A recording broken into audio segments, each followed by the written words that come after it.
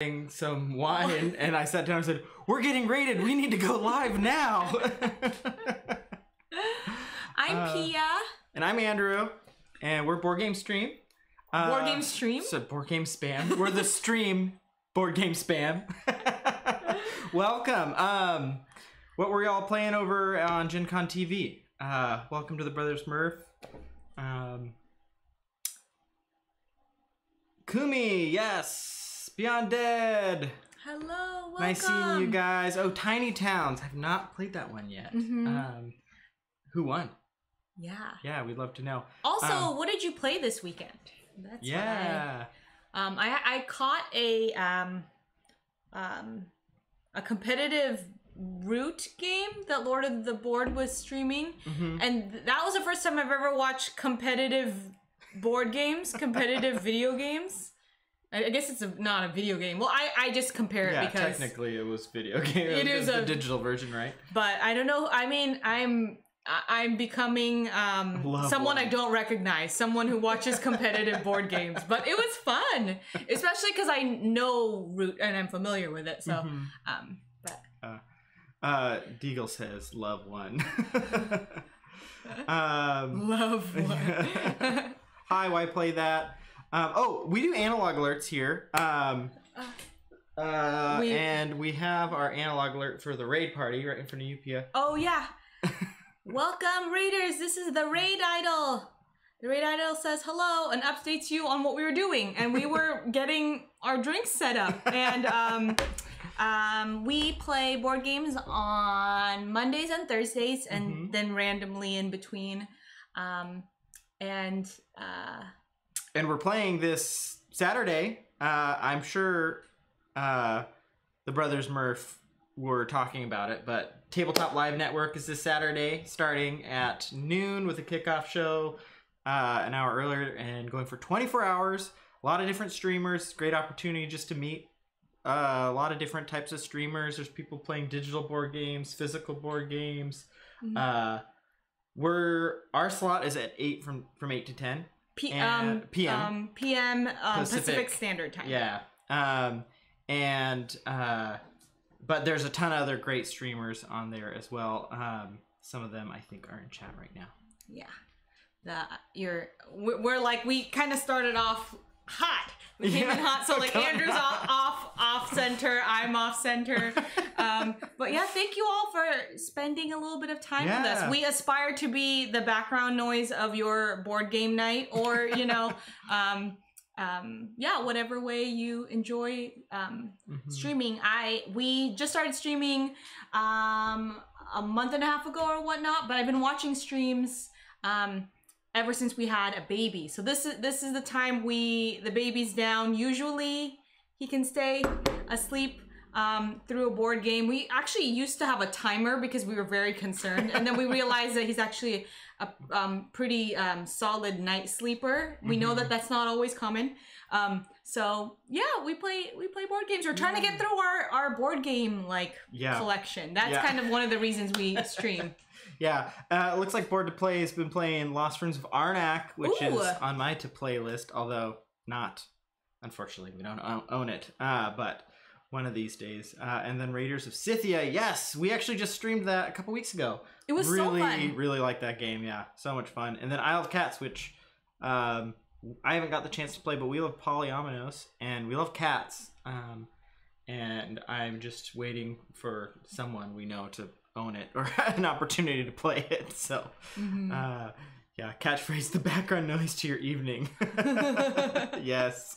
Yeah, that's I mean, we kind of we got that idea from Ruel Gaviola, who is another streamer, that was one of the original inspirations for us to even start, and he always talked about how he would put on a stream while he plays a board game, makes him feel like he's in a board game cafe or a convention or something like that. And so we really connected with that. So we started doing that, and then eventually we're like, let's just try streaming. So yeah, well, actually, and I grew up with in a multi-generational household with like a lot of people dropping in randomly, like family members. So I just grew up with like a lot of noise and background noise. So I think part of it too is just the comfort of like chatter of people talking. It's comforting, and I think that little like buzz in the background is actually I don't know, that like little bit of like auditory stimulation. What did everyone play this weekend or do this weekend? Yeah, we got a few things. In Board to Play says Isle of Cats is great. If you like polyomino games, you'll love it. Yes, I've only heard good things about it. We have probably like 10 polyomino games, so it's like it's getting a little crowded on our shelf. The genre. So we might need to play those a little bit more before we buy another one, but it's definitely, I've heard really good things about it. It's definitely on the list. We see a couple people playing it. WellyCon has like a roll and write type of thing with it. And she typically streams around the time that we finish. So, and she plays that game, so it's always very alluring to see it played. And then we've got a couple follows, so I gotta do those alerts. But I wanted to shout out Kumi saying hoping in all caps to get Far Away to the table later today. Yes. Yeah, Kumi. We are hoping for you as well. Far Away, if you guys don't know, is.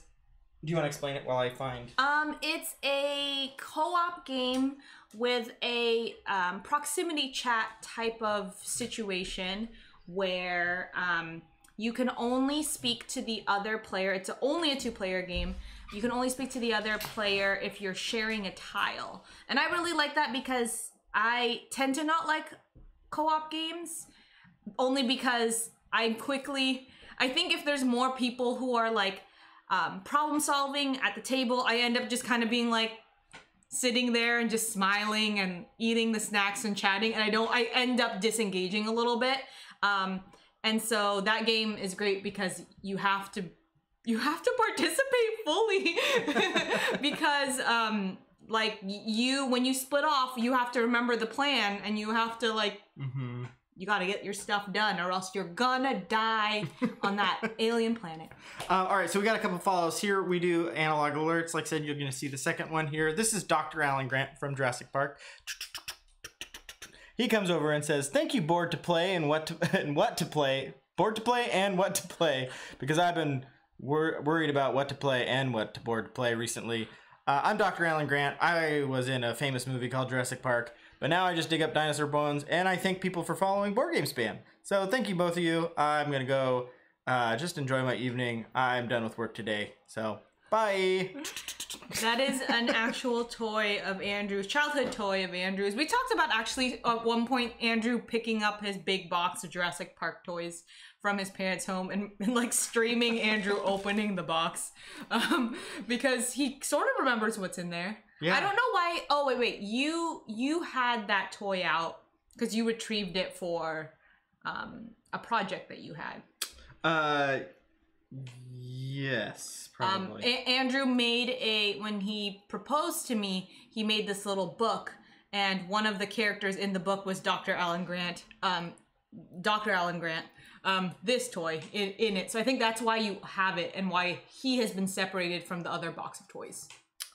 Correct? I don't think he's in that book. Oh! It was Gandalf and Storm. Oh.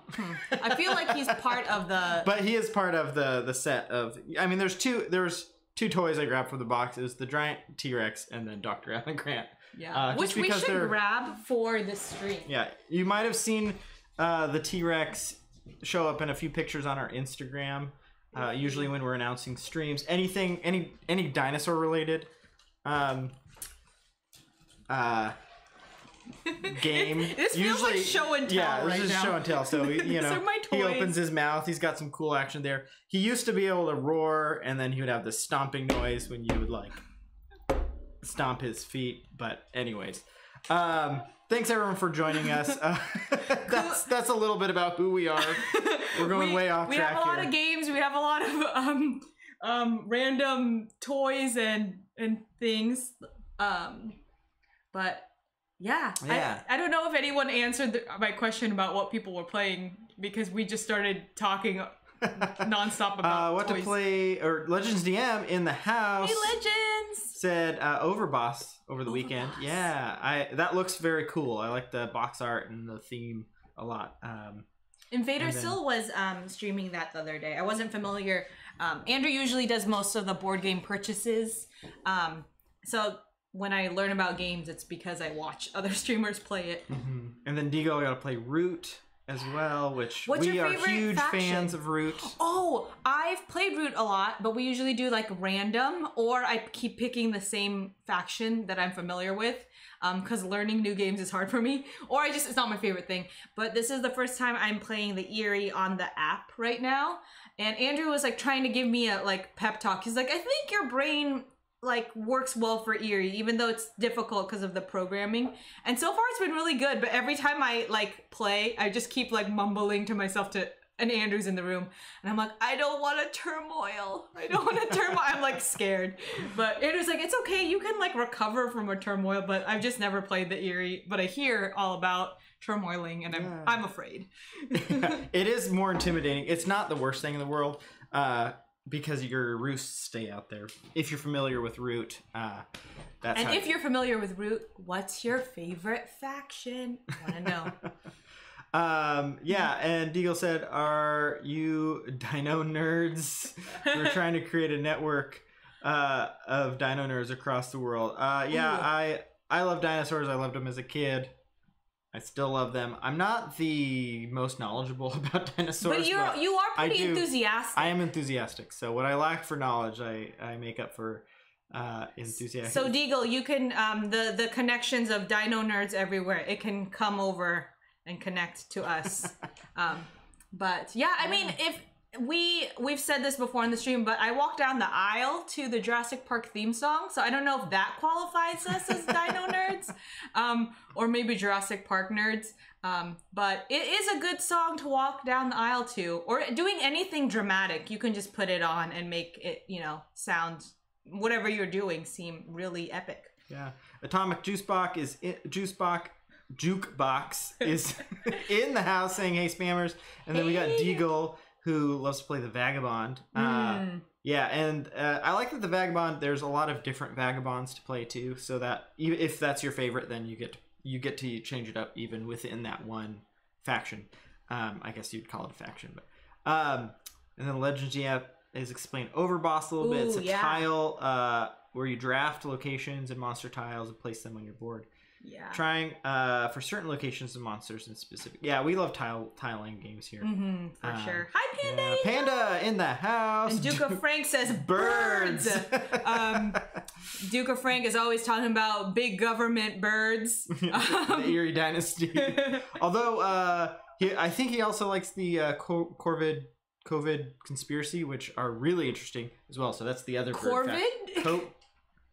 Corvid? Yeah, Corvid. Oh, okay. I thought you said the COVID conspiracy. I was like, that's different. I'm going to be playing some more Gloomhaven Jaws of Lion tonight. Ooh, yes. And Tekenu and Calico. I have not played Tekenu yet.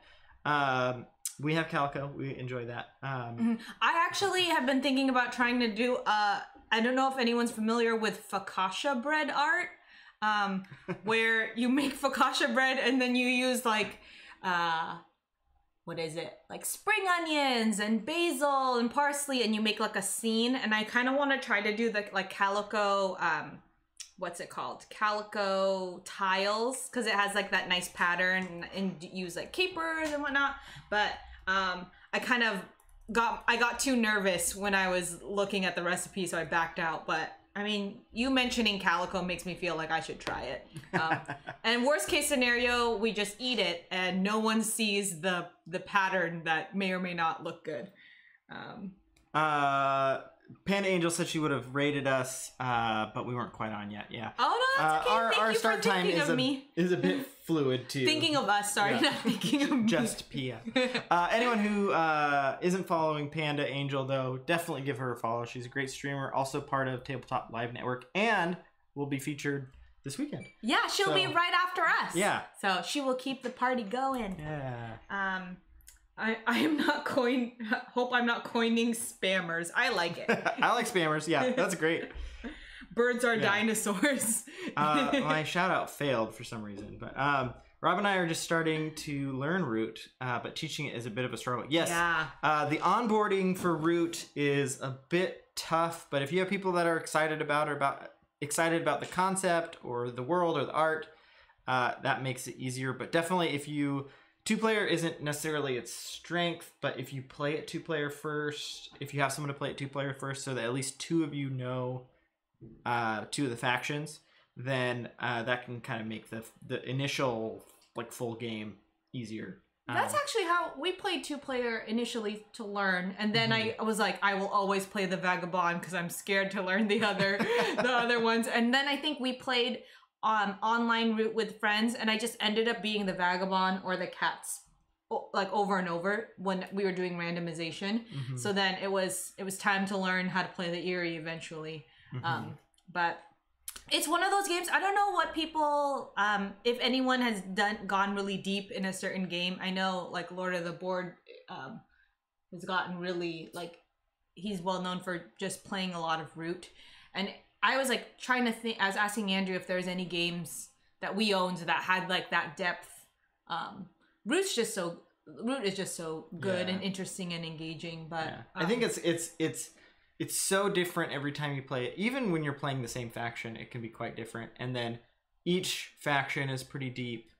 There's just so much replayability. Oh, and even also, in just the base box, which is all the app is base but box. I'd love to play with more of the factions once we can get back together in person. But I have them, but the app is not part of it. So we got a few new people, not new people, but a few people joining us. Mrs. Moy is calling out your focaccia bread. She wants some of it. Yes, yeah. If it's good, then I'll give it to you. If you never hear of it again, Mrs. Moy, it's because it failed, and I need like a week to like gain my confidence back again and try. I know that that Rectangles, who I'm not sure is in the chat right now, has made focaccia bread before, and she's definitely a better bread maker than I am. So but it was very inspiring to hear her say that. Hey, Herbs Gambit! Oh, Herbs Gambit, we had watched, what is it? That new Marvel show. Andrew's gonna try out WandaVision. Or no, not Wand. Well, we did watch WandaVision. We watched it in 2 days. But the other show. There we go. I got the Panda Angel thing to work. Someone called out that I missed an A. Oh, there you go. Thank you, chat, for checking our spelling. But we watched the Winter Soldier. I don't know what the name of the show is, but Winter Soldier is in it, and also the Falcon. That's the name of the show, right? The Falcon and the Winter. Yeah, it's like just their two names. But that was fun. We didn't watch WandaVision when it was coming out, and I feel like we missed out on all the like chatter. I feel like we haven't had a show like that where we're watching it with everyone like live since maybe Mandalorian is probably one. Yeah. And even then, I think we were a little late on the last season too, because we had a baby in the middle of the season. So. And the baby interrupts your TV schedule for sure. But it was definitely one we wanted to watch together too, which it's easy while you're feeding in the middle of the night to watch something, but definitely. Yeah, Herbscan is asking how we liked the Marvel shows. We enjoyed them both. The I wasn't super enthralled by the first couple episodes of WandaVision. I think is one of the reasons we were holding off watching it, just because it was one of those things where I was like, I respect what they're doing because they commit really hard and really like do a good job kind of doing an homage parody of the 50s and 60s style TV shows. No spoilers, watch out. Tread carefully. Oh yeah, no spoilers here. And then it changes from there. So and I liked where it goes. So the payoff is, I'll just say the payoff is well, but here's the thing. You now I have to remember what I was gonna say. It was actually, again, stream. People would leave our stream saying, hey, we're gonna watch WandaVision. And I'm like, everyone's talking about WandaVision. And maybe it's not everyone, but it's like the people we're interacting with in chat. I was like, I gotta watch this. But first we watched The Kingdom, which is a Korean zombie show, and we finished that really quickly. And then I was like, I need a show to fill the void. I need a show to like for something to watch. And so we watched it and we really enjoyed it. Yeah, The Kingdom was probably, I liked WandaVision, and I'm enjoying the Winter Soldier one, which the Winter Soldier one is less creative than WandaVision. It's like very straightforward Marvel. That's what you think, Andrew. Who knows? It's episode only episode one. Yeah, episode 1 is. And so... Have a good lurk, Panda. Yeah, thanks for joining us. The Kingdom was probably the best show I've seen for quite a while. My favorite show that I've seen for probably since Lovecraft Country. And actually, it was someone in the stream also who suggested it. Sarah State of Mind, who mentioned The Kingdom, and I've seen it before, but I didn't really realize how because it's set in like would you say feudal? Would the term feudal Korea work, or is I guess medieval? Medieval. Feudal is a certain system. A certain system, a certain time, in a certain place. It's just a system of ruling. Where I think during that time it was just the emperor in Korea, so it wasn't the lords. But yeah. Ooh, why that play? I'm loving the new Marvel series. I'm loving watching the new Marvel series with a friend and then following up afterwards with all the theories and Easter egg analysis. Yeah, that's something that I'm sad that we didn't get a chance to do it with WandaVision. But it's I think maybe it's the desire to connect with people and have a shared experience, which back in the day when there was a lot of live TV and less options, because I remember in college, everyone was talking about Lost, and that was a point of was it Cooler Talk or I don't know. I wasn't working during that, so it's not Cooler Talk. It's just between college classes talk. But I think that's the fun part of it too, is just that connecting point with people. Yeah, and then there's a shout out for The Boys by Deagle.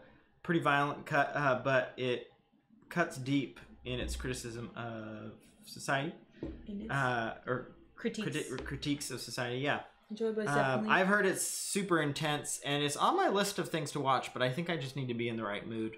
Oh yeah, Atomic Jukebox said definitely only in small doses. Ooh, that might be something then that we should start watch. Watching, yeah. It's been recommended by a couple of your friends before. Yeah. The Moy shouting out the F1 Drive to Survive, which I will say, we watched the first season. Have we done the second season yet? I can't remember if we've done the second season. It's about F1 racing. Which we are not car people. We are not car people at all. Hey, Time Roller! Oh, Time Roller coming in. Thanks for the raid. Here's the raid idol.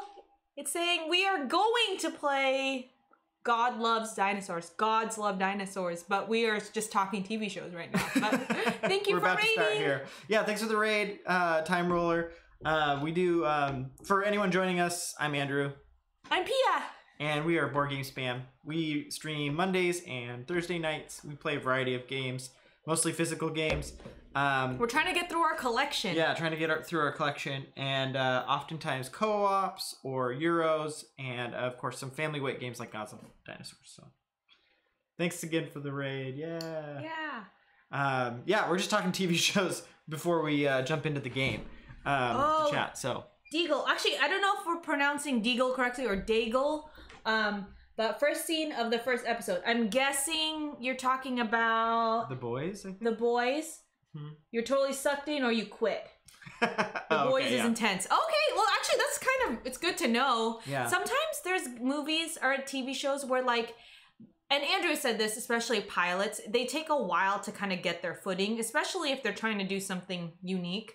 And so sometimes it's hard to, know how long to, stick through. So it's actually kind of nice that if the first episode or the first scene you can handle it, then that's a good metric. Because sometimes I'm I recommend shows to people and I'm but you really have to wait till like the 3rd episode. It really, like you have to like kind of coax them into it. Yeah. But why that play? I'm actually happy that the shows are being released weekly online now. It gives me time to talk with friends about it and dive deep. You have time to build anticipation, excitement for each episode. It's not just a weekend binge and then finish. Yeah, I'd agree.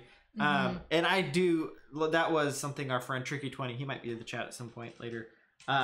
He said that was a big part of WandaVision was just the theories and the chatting between episodes, which I'm sad we missed out on. But next time, there's a show like that. Yeah, you guys tell us if there's a show worthy of that that's like coming out at the same time. Yeah. Let us know. Report back. Yeah. But Daredevil says, when you introduce yourselves, it's important to exclaim it. Yeah, we have exclamation points. Diego says, pronounce it the way you want. I'm talking about the boys. Yes.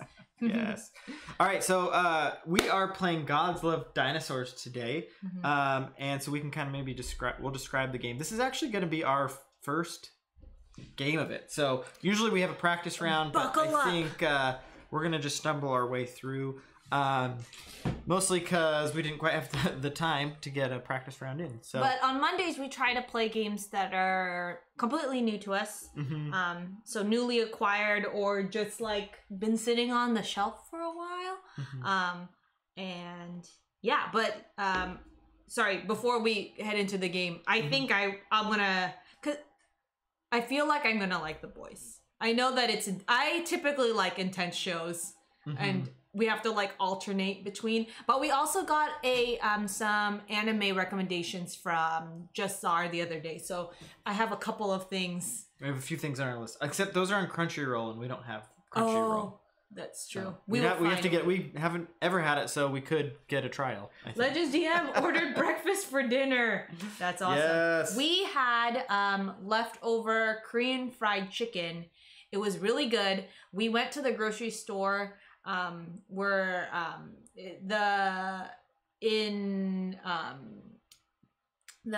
the Pacific Northwest, but in the Seattle, Tacoma area, or the state of Washington, actually, it's like more and more people are getting vaccinated. So we're slowly going to the grocery store more. But we went to the Korean grocery store, and then when I was like walking back, there were so many people in their cars eating something, and I was like, what are they eating? And then this karaoke place that I've never went to, but this karaoke place shut down, but it got replaced by a Korean barbecue place, and it was really good. We like got some food impulsively, and we had it for leftovers. We used the air fryer to crisp them, and they were. If you like fried chicken, having an air fryer is the best way to reheat it. It's like 5 minutes in there, and it's sometimes even a little bit better than the first time you have it. Herbs Gambit says, breakfast foods are the best foods. Yes, I love breakfast for dinner. I love breakfast foods. I like greasy, unhealthy breakfast foods. It's my favorite. Yeah, Andrew grew up, or like you went to like diners, or like I never really went to breakfast. Like I never went out to get breakfast food, but you have a very special place in your heart for all the diners, greasy diner breakfast food. I feel like this raptor is eating pizza. Breakfast is my favorite meal. Yeah. I consume Ooh, here's a question. Well, I guess you were talking about cereal, but do you like salty or sweet breakfast? Yeah, it's a good one.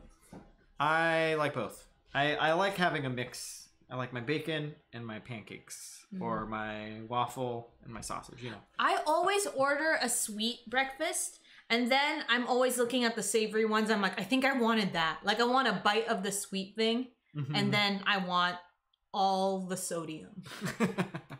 All right, so I'm going to describe the game a little bit here. Gods Love Dinosaurs, while you guys tell us your breakfast choice, sweet or salty. Atomic Jukebox, sorry, I am all over the place, but Atomic Jukebox is talking about fried eggs, and there's eggs in this game that are cracked. They're cracked eggs. They're hatching. They are the points, so our goal is to earn as many eggs as possible, and they live on these little nests that we have here.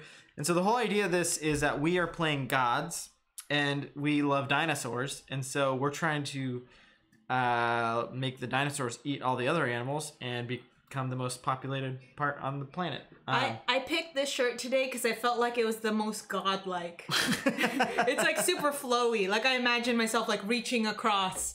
Wait, and then there's my like billowy... Oh, we're getting raided. Oh! A third raid. Oh my gosh. So many raids tonight. Welcome, Raiders. Welcome. Brand Beard Gaming. We promise we're going to actually play a game tonight. But we've just been chatting with people.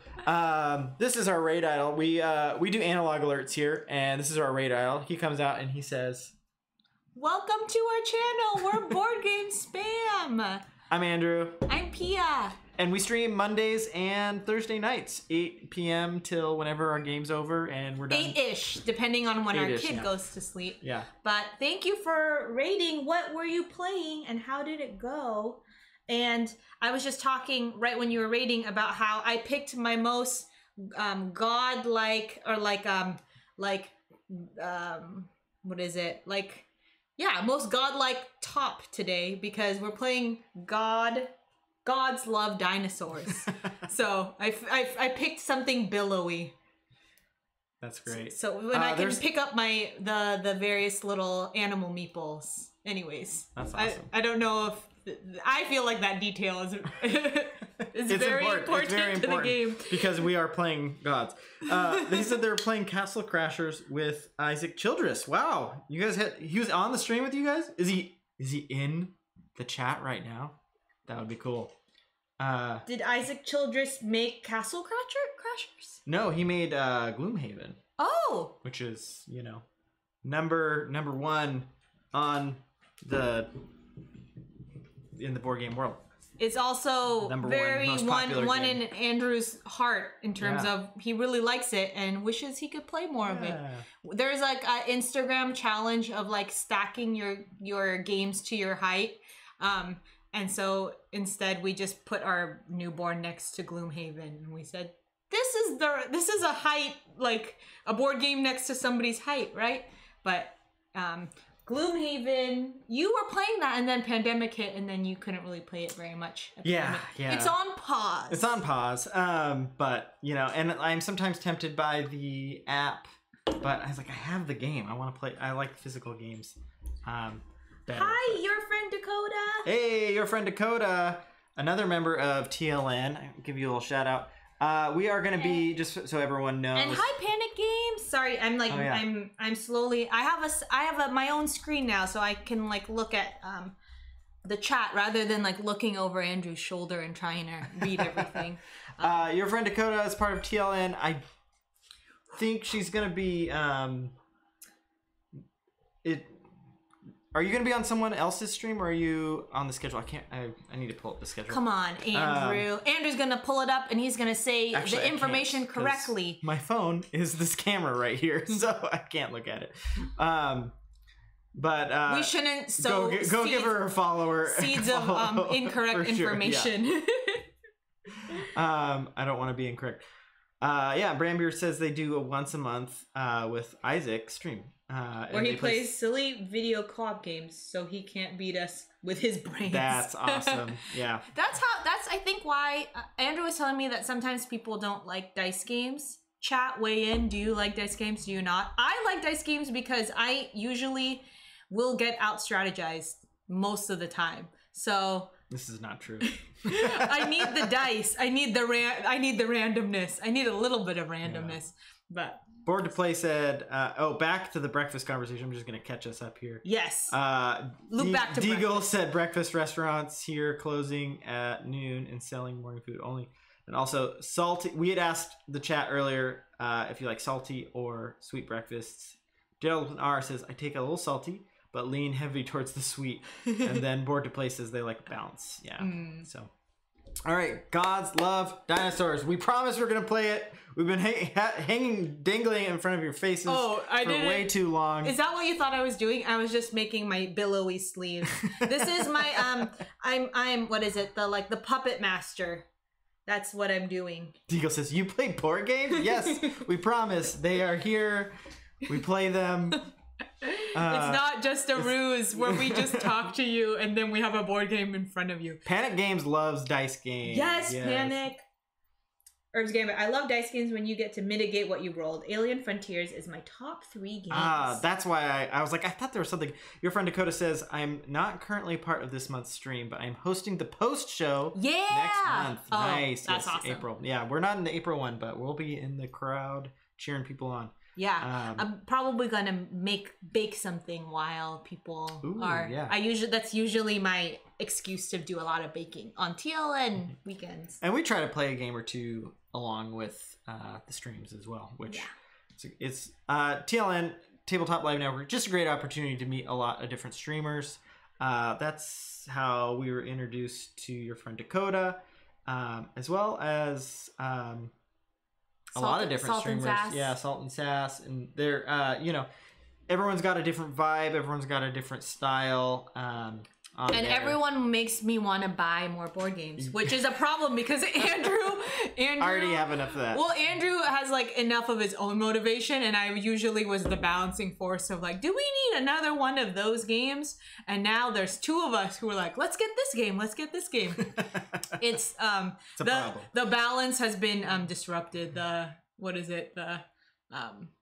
balance of the force. The balance of the force. We got Herb's Gambit over here. He says he loves dice games. So he loves dice games where you can mitigate the rolls. Alien Frontiers is my top 3 games. I've heard great things about Alien Frontiers. The Moy, who is in chat or was in chat, he really likes that one. I think. I love the excitement that dice bring to a game. But I also agree if there should usually be some way to mitigate dice roll, or conversely, I like if there's just a lot of dice, because that you'll get those really bad rolls less often.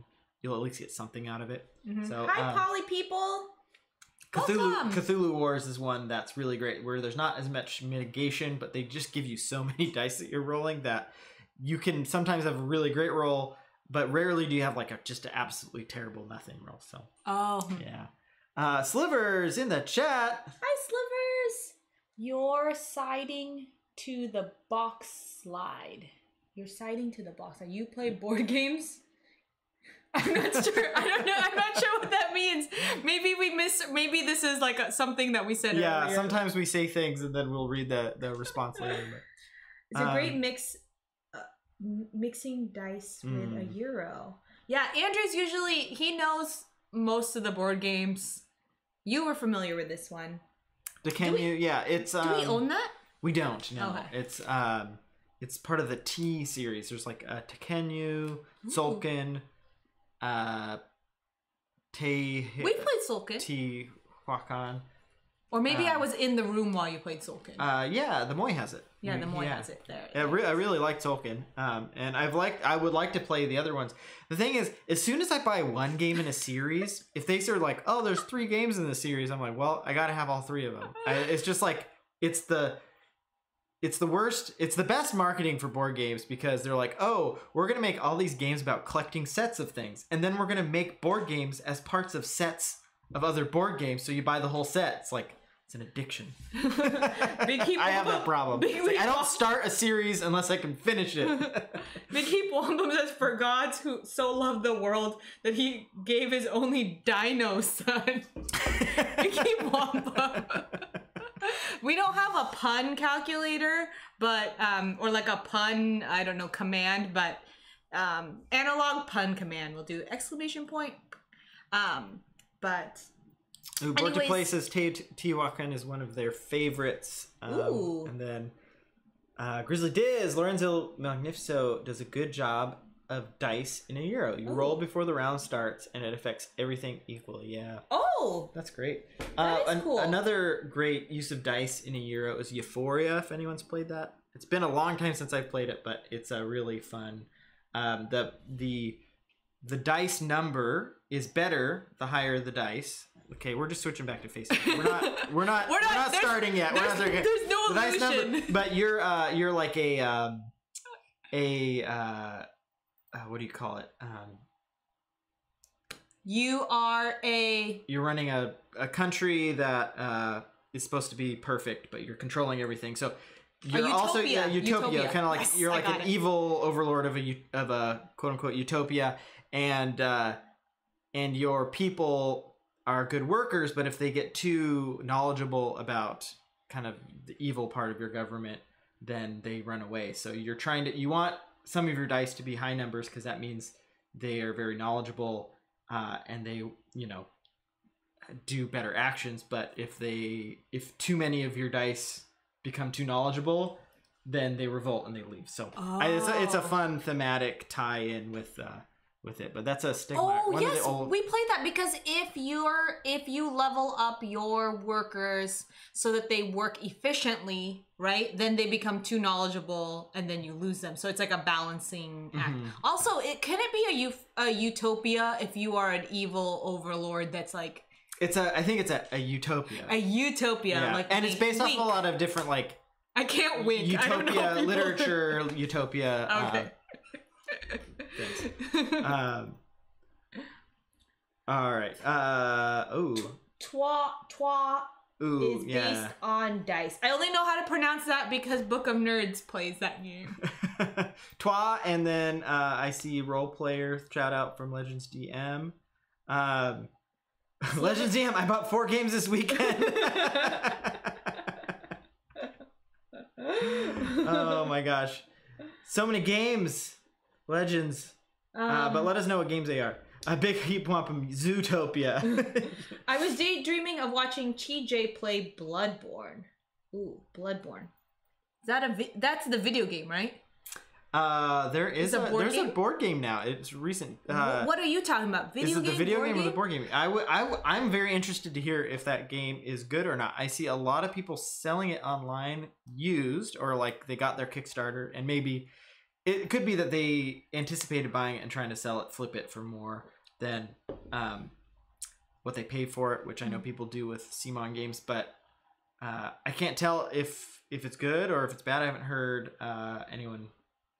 any of the reviewers I usually listen to haven't played it. So is Bloodborne the game that you played that was scary? The video game that was scary?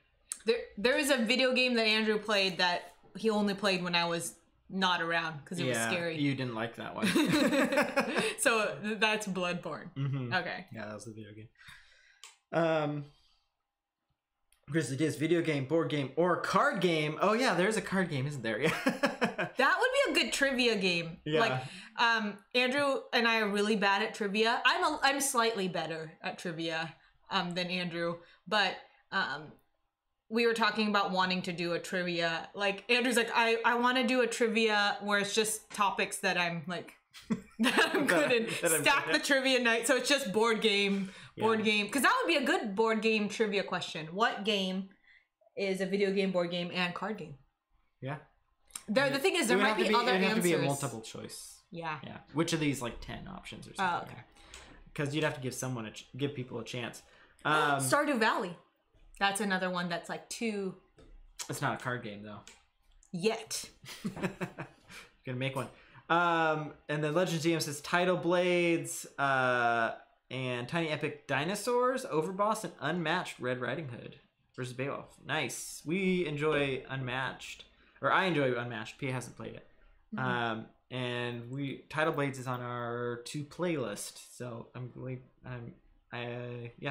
excited to play it one of these times. It'll probably show up one of these Mondays in the next few weeks. But Slivers, I'm dreaming of TJ playing a video game. I have the Bloodborne board game as well. Love it. Reviews have been very good for it so far. Yeah, I expected it to be pretty good. I generally enjoy CMON games. They, obviously Zombicide isn't significantly different each iteration that they come out with, but didn't you say that you realized you played Zombicide incorrectly, and not incorrectly, but like you've just always played it in too high of a player count? Yeah, and I've enjoyed it at higher player counts, but I've heard a few places that it's best at 2 to 3, and so I'm excited to play it at 2 or 3 players. So maybe another one that comes to the stream one of these days. But yeah, we only have one Zombicide. It's the Black Plague one. We played it a bunch when we were in the Philippines with my cousins. That was I think the original Zombicide. Yeah, so I feel like Zombicide is one of those games that if you like it, you only really need one version of it. There's like 10 versions of it. You just find the theme that you like. There's the space one, and now there's a Western one. There's the a bunch of different ones. So Slivers, you are always streaming right in the middle of my nights. I read your starting stream notifications when I wake up. There are a couple of people that it's similar where I get the notifications and I was like, that was in the middle of my REM cycle. I love Dark Souls card game because it is a deck builder, but the board game you don't like that one. I didn't know that there was a card game for that. Actually, I don't know a lot of board games. We had the Dark Souls card game. We did. What happened to it? I gave it to Trevor. Oh, because he loves Dark Souls. And I still want to play it with him at some point. But we had a board game, The Great Purge, in the middle of quarantine where we were gonna have our baby. We had too many games, and also Andrew was just feeling so sad seeing his games just sitting there, and knowing that so many people were at home, bored at home. Using the name of someone in chat, bored at home, and Andrew was like, these games need to fulfill their purpose. They need to be in the homes of people who can play them. I need to release them to the wild. You need to be Airbud, or you need to be like an Airbud where he tries to... Yeah. I just set him outside the door. I said, run free! And then they'd run to our friends' houses. All right, so we do actually need to... We'll still chat with people in the chat, but I'm going to start describing the game. Whoa. Okay. Wait, hold on. Let's at least try to catch up. Hold on. What? We could play any board game without chat at any time. So chat's only here twice a week. I'm not saying we're ignoring chat. I'm just saying we're going to do both now. We're going to multitask. So Slivers says, I'm trying to motivate myself to stream Bloodborne, the board game, this week. Ooh, Slivers, am I following you? Okay, I'm gonna do this later, but I'm definitely gonna watch it. I don't know if it will be in the middle of my night, but maybe I'll watch the VOD. We'll watch the VOD probably if it is in the middle of our night. Okay, what Andrew... time zone are you in, Slivers? Just curious. What time zone? Speaking of REM, you need to get some sleep here. Oh, he might be out at this point, but all right. See you around, Slivers. Thanks for joining us. Yeah. Deagle, I think your category board game needs to be just chatting. We usually have started and are midway through our game by now. We're just way in. We're hyped right now. We're hyped. We got like rated like 3 times right at the beginning. So if anyone's still here, then thanks for sticking with us. and thanks for chatting. Yeah, thanks for chatting. This is, I mean, Andrew and I have talked about this. Board game nights for us is what, like 50% board game and the rest is just hanging out with people. And you know, we're on maternity paternity leave, so it's just been us all the time. So this having chat and streaming has kind of added a little bit of like variability, something different to our 2 of our board game nights of the week. So thanks for joining us. Yeah. So this is God's Love Dinosaurs. It is a tile laying game. So we've got all these tiles up here that we'll be picking from. We can pick any of them, and then we place them anywhere into our map. So we each have our own little map we're working on here. And then you'll see these nice little meeples here. So we've got, this is a bunny. And, you know, we've got a rat. These are the herbivores. It's going to be, mine are going to be named. So Roger, Remy the rat, and then a frog. You're going to have a hard time once they start reproducing, though. Oh no, I don't know what a famous frog is. Kermit. These meeples are really cute. Kermit, Remy, and Roger. So they each live in each biome. So, you know, the rabbits are in the flowery grass, the swamps are the frogs, so on and so forth. And then we've got carnivores over here, which are dinosaurs and eagles. Dinosaurs and eagles? Not dinosaurs. Tigers and eagles. What's a famous tiger? Sorry, I was trying to name all of them. Oh my gosh. You just don't want to play. No, I do want to play. I'm very excited. I watched the YouTube video. That's okay. So we've got the carnivores over here. Oh no, Diggle. They eat these prey over here, and then finally above the carnivores is the dinosaurs, and the dinosaurs eat the carnivores. And then when oh yeah, as Andrew's trying to get the shadow right, Deagle made a good point. It says, if you name them, you will have trouble feeding them. Yeah, I'm going to get too attached. When the dinosaurs eat the carnivores, they then lay eggs, just like real life. And the eggs are your points. Also, just like real life. Oh, so Cash Liam said Tony the Tiger and Tigger. So I have two. I need to get 2 tigers on the board because I have 2 names for them. I think you'll be able to do that. I think by the end of this, we'll have many different animals. Got it.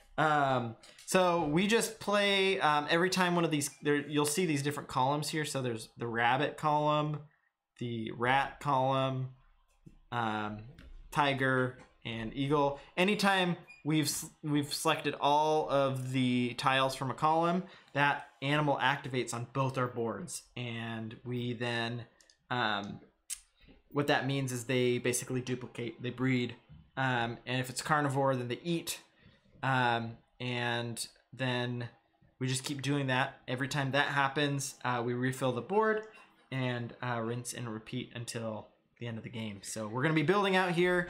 When the dinosaur activates, which he's right here, he's going to roam around. And he or she is going to roam around and eat the other animals and lay eggs and reproduce more dinosaurs. So Deagle says you need to do a crunching noise when you feed them to the dinosaurs. Roger that. We will do that. Yes. That's a copy. So that's pretty much the whole game. We're trying to make eggs from rats and bunnies and you know, it's how a real ecosystem works. So do you want to start or do you want me to start? We should do rock, paper, scissors. Best 2 out of 3? Yeah.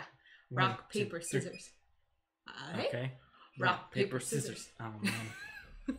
Fell for that one. Always rock. Always rock. Always rock. I'm gonna go with I'm gonna go here. I'm gonna grab this one.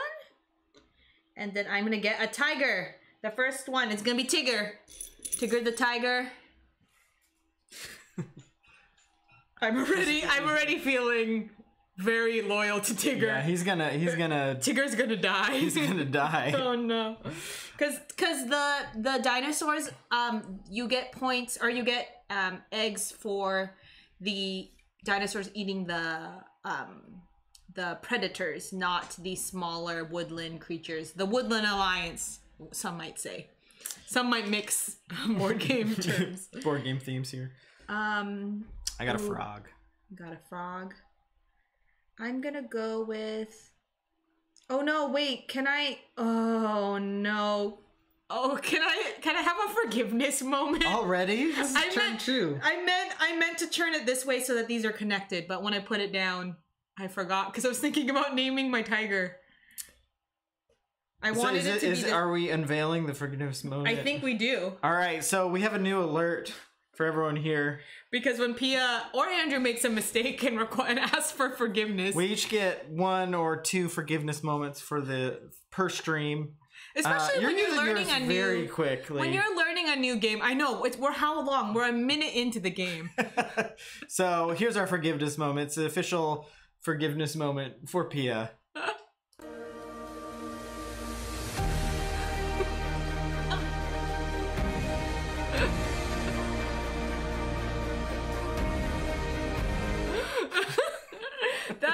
That was our forgiveness moment.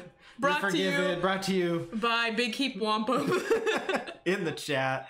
I don't know if anyone's familiar with the app Second of the Day, but that was like the second of the day from 3 years ago, and now it's our forgiveness moment alert. All right. I don't know if he's still in the chat, but one day he'll see it on the. So I flipped it. That was I thought that was an ad. Gods never make mistakes. From one god to another, you are forgiven. You can change your land. Yeah.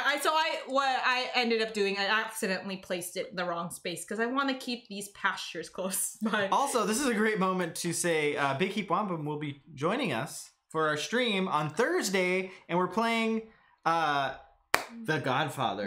The board game from Eric Lang. Speaking of Cool Mini or Not games, which is a really fun one.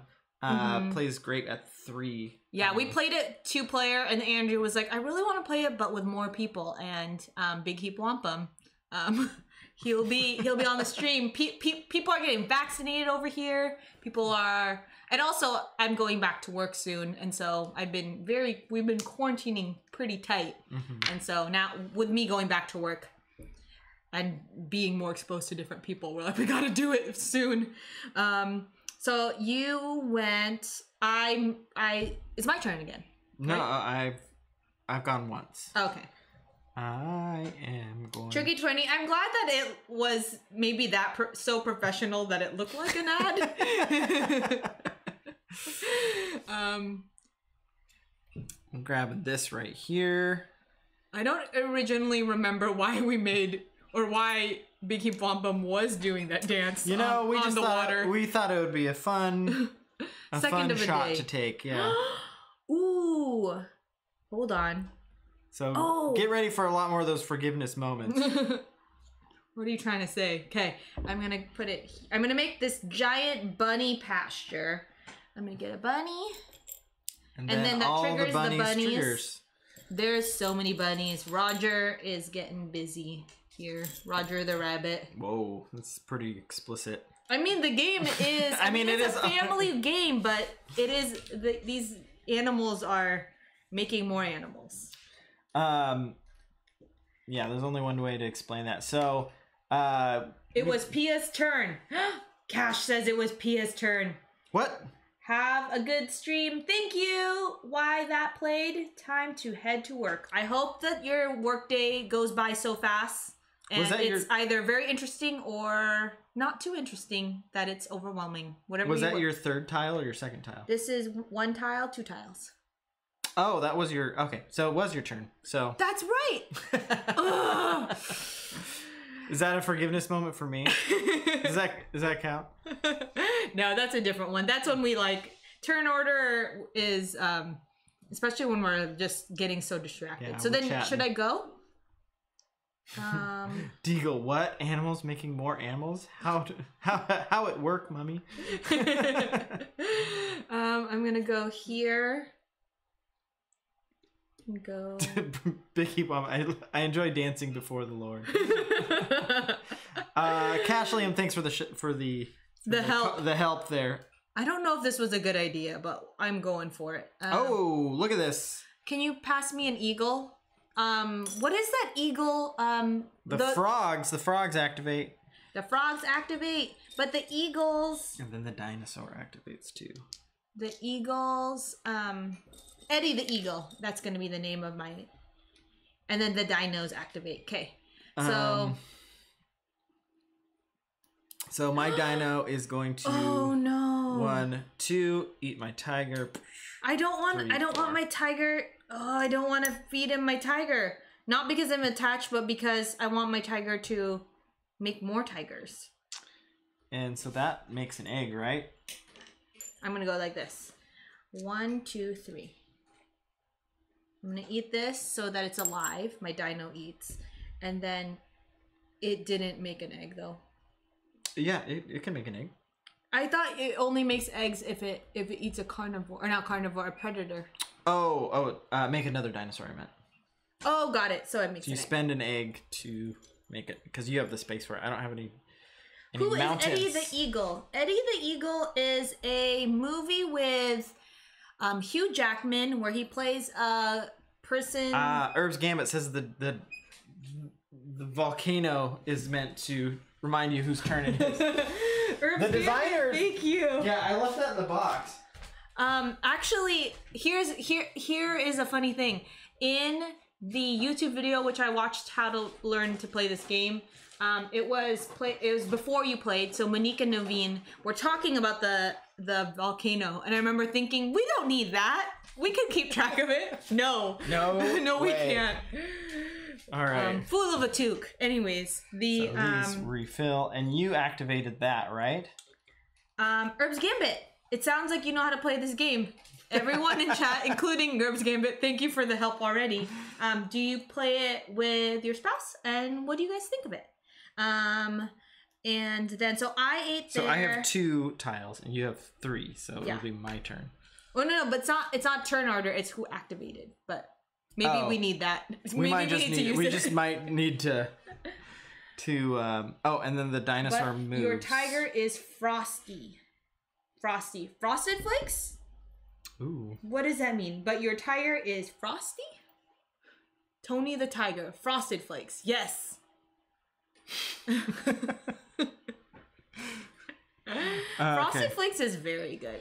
I am going to do this and get a tiger. We met at a summer camp, and there would be one type of cereal on every table for breakfast, and it was always a mad dash as staff to get a really good table with good cereal. And there was people never really had a lot of love for Frosted Flakes, but I always picked the Frosted Flakes table. Who didn't have love for Frosted Flakes? I think people wanted different, like I think they wanted the other ones.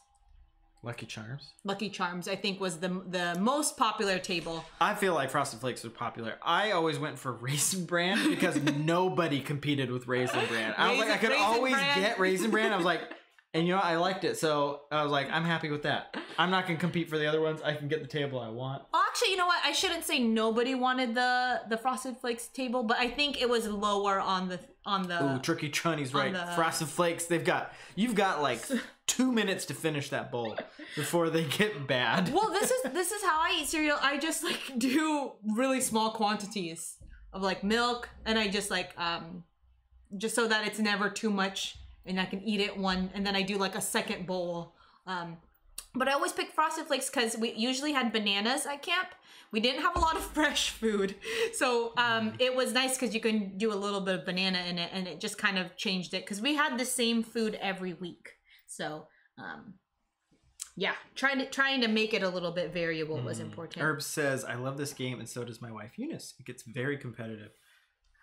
That's fun. I can imagine. I am already... I know that we haven't really played very much of it, and we've been talking, as Deagle had pointed out, that we are basically doing a just chatting.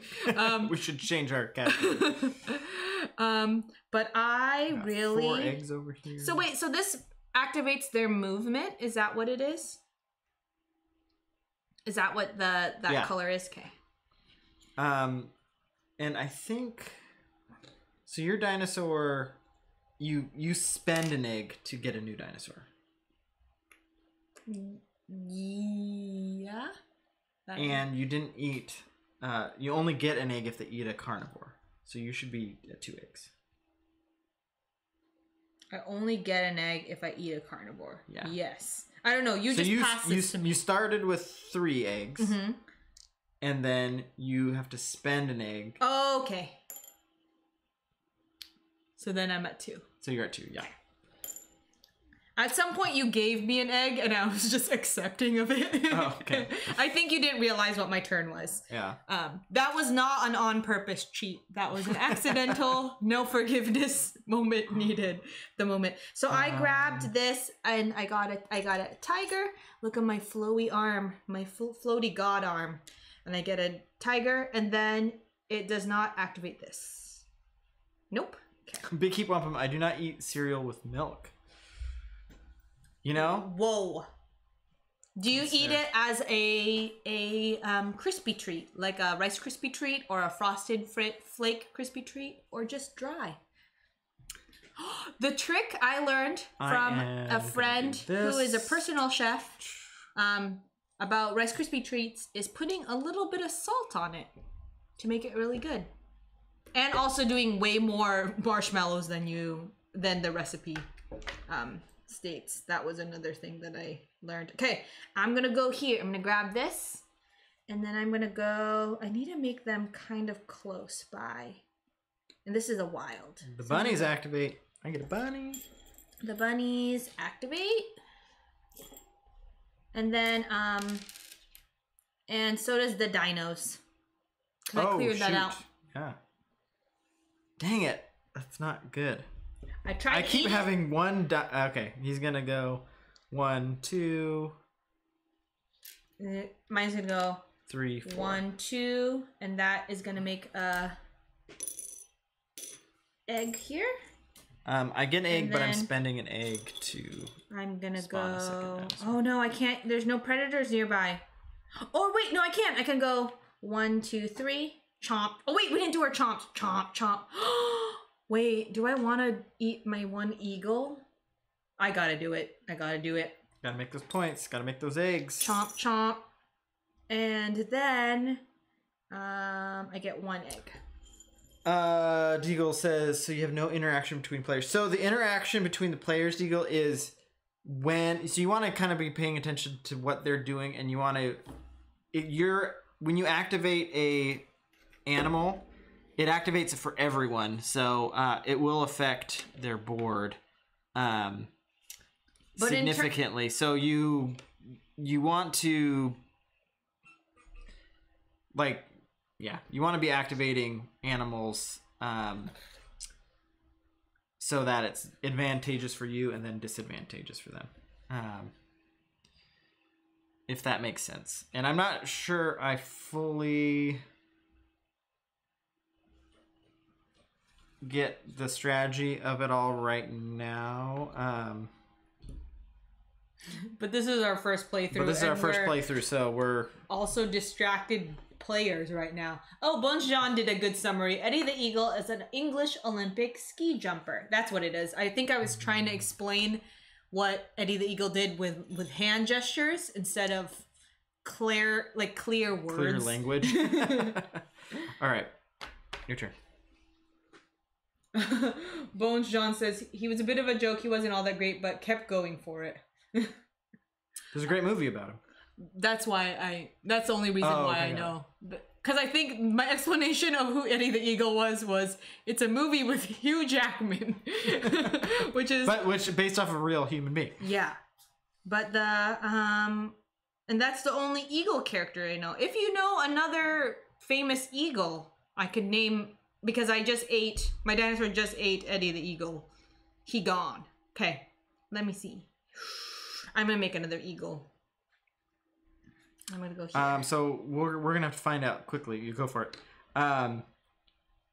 Herbs Gambit, you seem to know the rules pretty well. What happens when the dinosaur gets all the way to the end? Does he just loop back around? Yeah, he loops around. Oh, okay. That's what the YouTube video said, at least. You want eagle? Yeah, this was one of the games that we didn't get to play through beforehand. Activate the rats. Because our baby was just wanted a little extra snuggles today. So I just watched the YouTube video and so Andrew didn't get to teach me. The internet taught me. And one rat so that he doesn't die, and one frog so he doesn't die. So wait. So what happened? Why We're activating dinosaurs. Activating dinosaurs? Okay. Oh no, my eagle. My unnamed eagle. Okay. Oh, that's all. Well, Can I go like this? But I can't. We're both playing very poorly.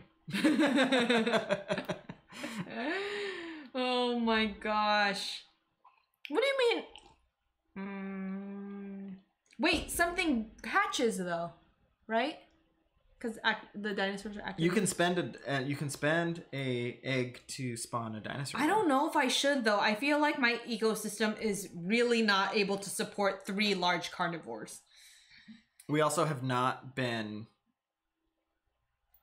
activating any of the carnivores, so there's just like no points on our boards right now. We keep eating our 1 points. Okay, let's see. It's okay. You'll notice I haven't activated anything yet. But maybe I'm too patient with it.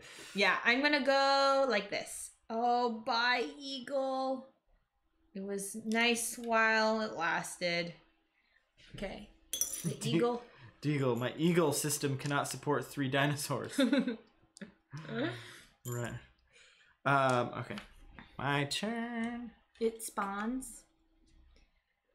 I am very excited to play this again when I'm more focused in terms of strategizing. But I think I don't really love learning games, and I think that was one of the reasons why we wanted to start streaming, just so that like we carved out some time to play, and then we kind of get the first game played. Because I think there was a time where we were just getting a lot of games, and Andrew's really excited about it, but then we just don't play it very quickly, and then it like too much time has passed, and it takes longer to get on the board.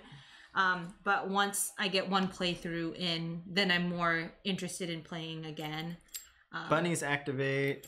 Bunny, bunny, bunny. I have only one spot for my bunnies. Can the bunny? Yeah, it can because it is a legal spot for the bunnies to go there. And then I'm gonna go. Don't you dare activate that dinosaur again. I'm gonna activate the dinosaur. Why? Just kidding. When neither of us could get points off of them. That would actually be a really funny way to. Who was it? Deagle was asking about player interaction. I'm just messing with Andrew. So you're tanking your own game so that you can tank mine. And then we'll both scrounge around at the bottom. Okay. These meeples are so cute. Is this game PETA approved? No, it isn't. Chucky 20. Actually, I think it is. It is. Because it's animals eating animals, right? Mm-hmm. They're only eating what they need. It's the humans that are exploitative. So maybe not PETA approved, but PETA maybe it's acceptable. It's glorifying. It's glorifying the.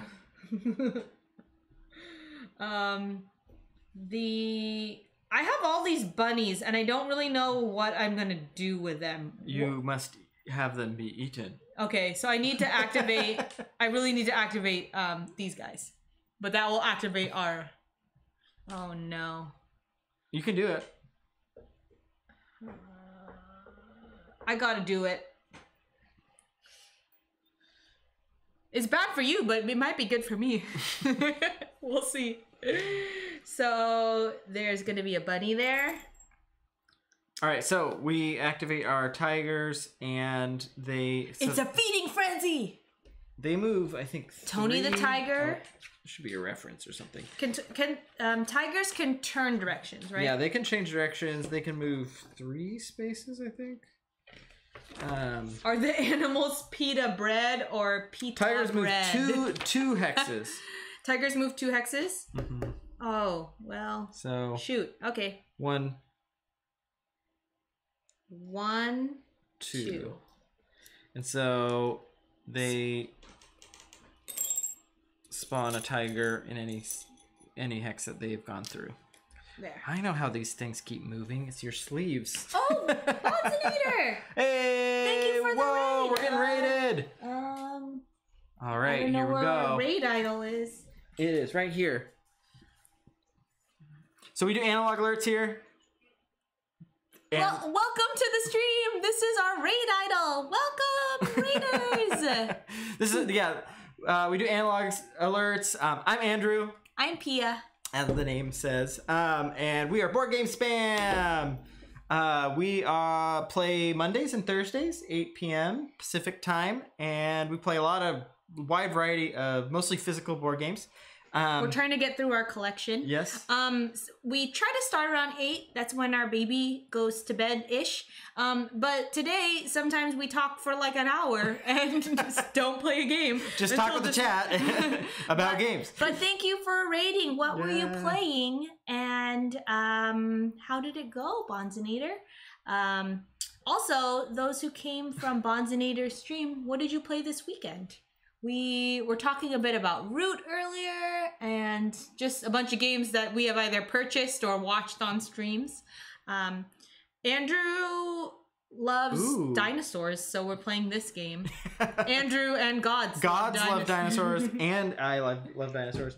Deagle says you should do an analog alert with a map of the North Sea. Only nerds will get it. The North Sea. Apparently we're not big enough nerds. We're not. And then Bonzinator said they were unboxing Merv, and then Armello. Awesome. Yeah, I've played a bit of Armello a couple years ago on the Switch. Probably should play it again sometimes. I wish it had a single console pass and play. That's kind of the big thing that I wish it had, because then I would be able to play it multiplayer. But Raiders of the North Sea. Okay, got it.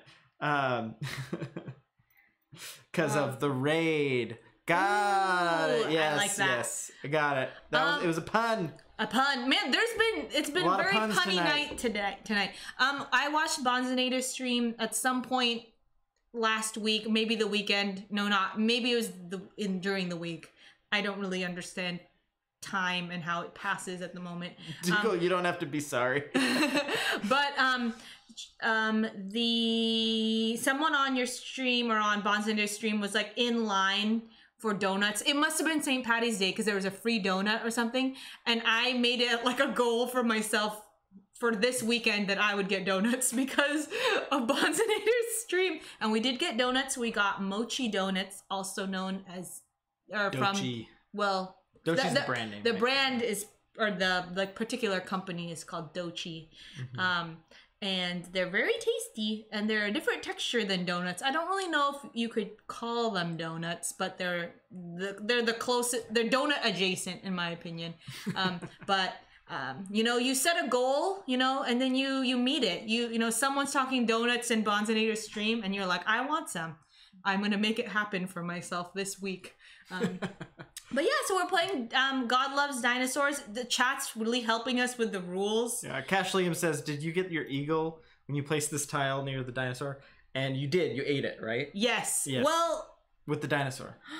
But then how did I eat? Oh, but I ate the my other eagle. Yes, it was my unnamed eagle because this was Eddie the eagle. I ate that eagle. And then this was unnamed eagle. Pia is still successfully naming all her animals. It's not easy because you get a lot of animals. So. No, I haven't named the bunnies. Oh, okay, yeah. And then Maple Connor says got to try Red Rising, playing Sleeping Gods, and then Scythe Digital with some other streamers. Fun. Ooh, nice. Red Rising. I keep seeing pictures of that, and it always makes me want to play. Ooh, we're like dropping frames. We're dropping some frames. We're dropping some frames. Wait for it. Steady. Oh no! I think it's working. I think we're good. We gotta use. Okay, this is my flowy god we lost arm. some frames there. I'm not sure what that was. You know, it was a little bit of an earthquake or something on the stream, but we're back. On our these are like two separate areas, right? Like these are two separate. Yeah, we're different continents we're making over here. Ooh, Sorrow Song 8 is still waiting for Red Rising to ship. Nice. Oh, and Deagle says that our stream of our little ecosystems is back online. Great. Okay. We'll let chat keep chatting, and then we will keep playing very poorly in terms of strategy our game right now. Oh, so we just activated something, our tigers, and then the dinosaurs activate. So... Okay. Dino time. Chomp, chomp, chomp. It's gonna eat Tony the tiger. Bam, bam. Oh, sorry. Uh-oh. 1, 2, 3. 1, 2, 3, 4, 5. And I get 1 egg out of all that, which I'm actually gonna spend to birth a new dinosaur, new life on this island. Everything changes into dinosaurs. This is kind of like, I don't know if anyone saw that. There's an article that was being passed around a while back that evolution keeps making crabs. 1, 2. So have you guys heard that? That apparently there's a lot of different branches of the evolutionary line that has made crabs independent of each other. Or that has ended in different species of crabs that aren't like from the same branch of evolution. So in this game, we are always making dinosaurs. Everything is come back to dinosaurs. All right, here we go. I just kept my dino alive. I don't really know. I really want to make another dinosaur just because it's fun, but I really don't think. I probably made too many. Andrew just wants to build Jurassic Park. Yeah. He has not thought about the what is it? The like food line, the food chain. That was your turn, right? It was my turn. Activating the... Yes. Yes. Okay, I am going here. I'm activating the frogs. You're activating the frogs, or are you just putting that down? Oh, I'm activating them. Wait, because I thought activating is like you finish off the thing. Yeah. Oh, I didn't see that. Okay. Right over there. Right at frog time. Frog time. Kermit time. Kermit has not been eaten yet. Original OG Kermit. Actually, maybe OG Kermit did get eaten. It's hard to keep track of them all. All right, your turn. Volcano. People Conrad, I don't need more games either. Please don't look at my back order at Cool Stuff Inc. Oh. Yeah, the definitely just put in an order. Not at Cool Stuff Inc., but miniature market, I think. Okay, where? Dangerous websites is what they are. That's what I should just call them. The dangerous websites. The ones that make you pay $100 to get their free Make shipping. you pay? They make you pay. You did that all on your own. You were a willing participant. You said... Andrew really doesn't like paying for shipping, so he'll buy just more stuff. Which I've heard other people say that too. It's kind of like in downtown Seattle, we don't like paying for parking, so we'll park in Wajimaya, which is a really great Asian grocery store, and we just buy a bunch of groceries because we're like, well, we'll pay it in groceries rather than just arbitrary parking money. Shoot, I don't know what I want to do. Man, I don't know if Urban's Gambit's right here still. Now I need strategy suggestions. Okay, hold on. I am going to make I think we have no backseating on our... Oh. Although you can ask for strategy if you'd like. I'm going to go here, and I'm going to get an eagle. Okay, pass me an eagle. Another Eddie. Another Eddie. Eddie the 3.0. Ooh, 3.0. Sorrow Song says, I have a few things on back order. Arnak, Fantasy Realms expansions, Nova Luna, and maybe another thing. It was, I think, February. I had a couple orders that had been sitting there. Ooh, we're activating bunnies? I didn't know that. I just noticed that too. I just get one. Sorrow Song, Andrew was always the most, like, the biggest board gamer that I knew. And ever since I started watching Board Game Twitch, I'm like, these are Andrew's people. The ones who, like, have, like... Random pre-order. You just stick that one pre-order in there, and then the game takes, like, 6 months to get there because it keeps getting delayed. These are, these are just your people, Andrew. And you know what? Now I'm starting to look at Kickstarter and whatnot. I'm like, oh, this looks good. This looks good. Yep, pay for the $5 shipping. Nah, buy another $30 game to get it over that hump. That's so right. Cash.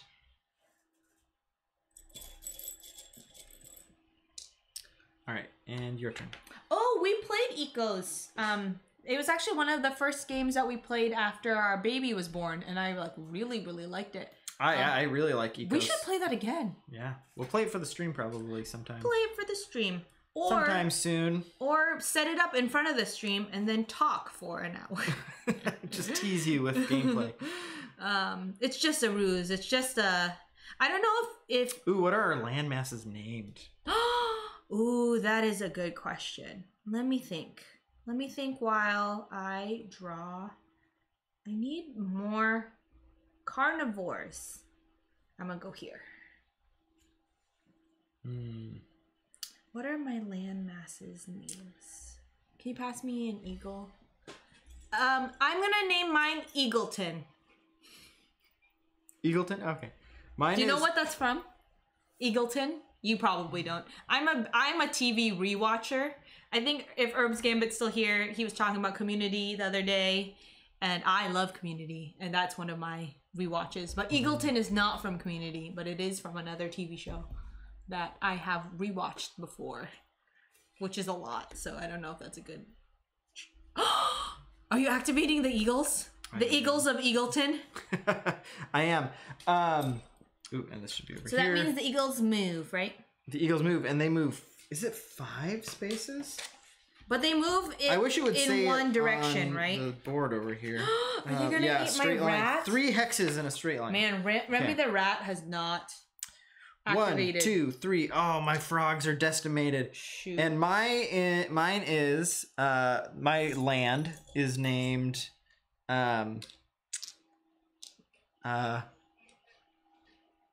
it's left on the left side of the screen. Kumi pop. Left Earth.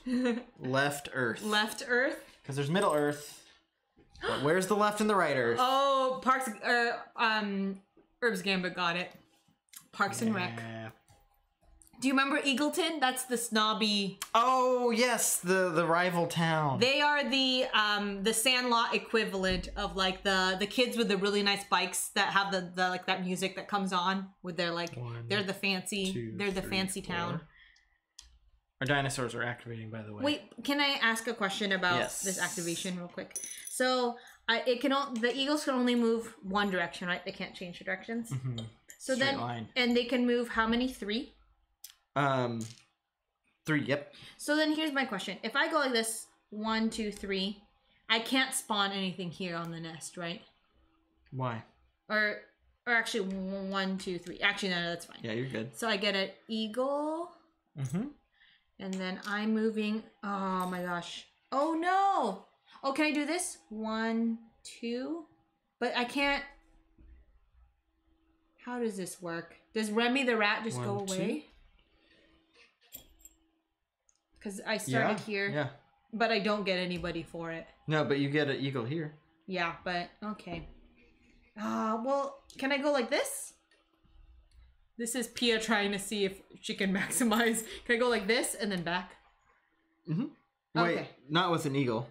Because eagles can only go one direction, one way. Okay, so this is the only way to get an eagle out of it. Mm-hmm. Oh man, I'm attached to Remy the rat. This is the only original named piece that I have.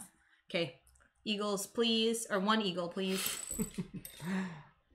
I realized that I wore these flowy sleeves because it's very godlike, but then it keeps knocking Andrew's players around. So maybe good, but maybe bad. Maybe that's my strategy. It's not a bad strategy. And then the dinos move, right? So watch me. Watch this, Andrew. Mm-hmm. I'm gonna go like this. 1, 2, 3, 4. Mm-hmm. Yeah? Legal move. Goodbye, Eagles of Eagleton. You got it. And then, so 3 eggs. 3 eggs. 1, 2.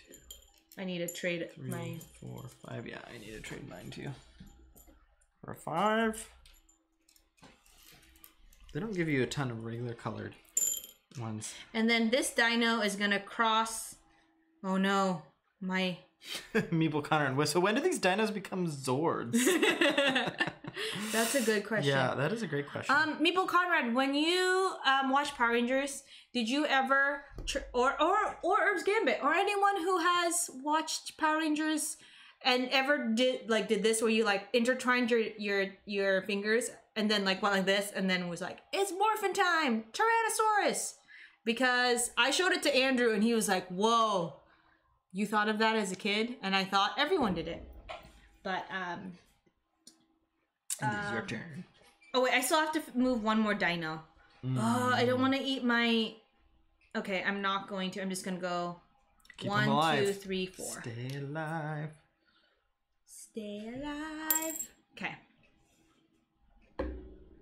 Meeple Conrad, 100%. Oh man, are those Power Ranger meeples? That is awesome. Is that one of your emotes, Meeple Conrad? All right. Your turn. No, it's your turn. Oh, that was not your turn. Wasn't Oh no. Okay. I need to spawn some more. Man, Remy. Yeah, Remy's got to go. I'm really sad that Remy's gone. Oh, Hamilton? Yeah, our terrible rendition of I was that was the point where I was like, I wish I sang well so that when I did references, it actually was not made some sense. Well, so, then it made sense. It would always be terrible, but will it be recognizable? Is the oh no. Okay, what do I need? I need to spawn some predators. Okay, I'm gonna go. Not many out there. Yeah. There are none. None predators. None predators. I'm gonna go here. Ooh, Remy 2.0. Yeah, I felt bad for. No, it's Remy the second. Or Emil. And it's gonna be Emil. Activating the mice. Ooh, I need to move my whole continent. Left Earth. Oh no. try to keep as much of this in. Kumi. Now I have the Green Ranger flute song in my head.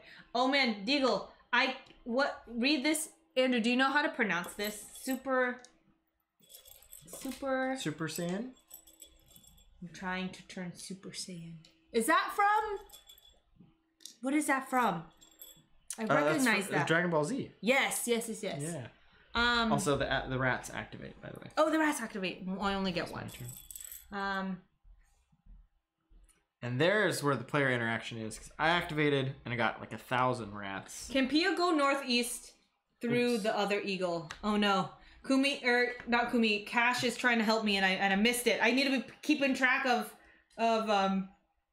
chat because chat's giving me some advice. Let's see. I don't know. I think it might have been too late. Did he cook you some good ratatouille? Yeah. You know, I should have asked him before I left. Or he left the planet. Left this earth. Well, his 3.0. No, it's not Remy, it's Emil. Yeah, that's really sad if I made my Remy the rat cook me one last meal before I had him eaten. That'd be messed up. Let's see. Dragon Ball yellow hair guys. It is your turn. I got a dagger replica that plays it. Whoa. The Big Heap Wampum, who was here earlier, tracked down a picture of the like Power Rangers what is it, Happy Meal toys. I definitely had a couple of those, and I definitely made them get married.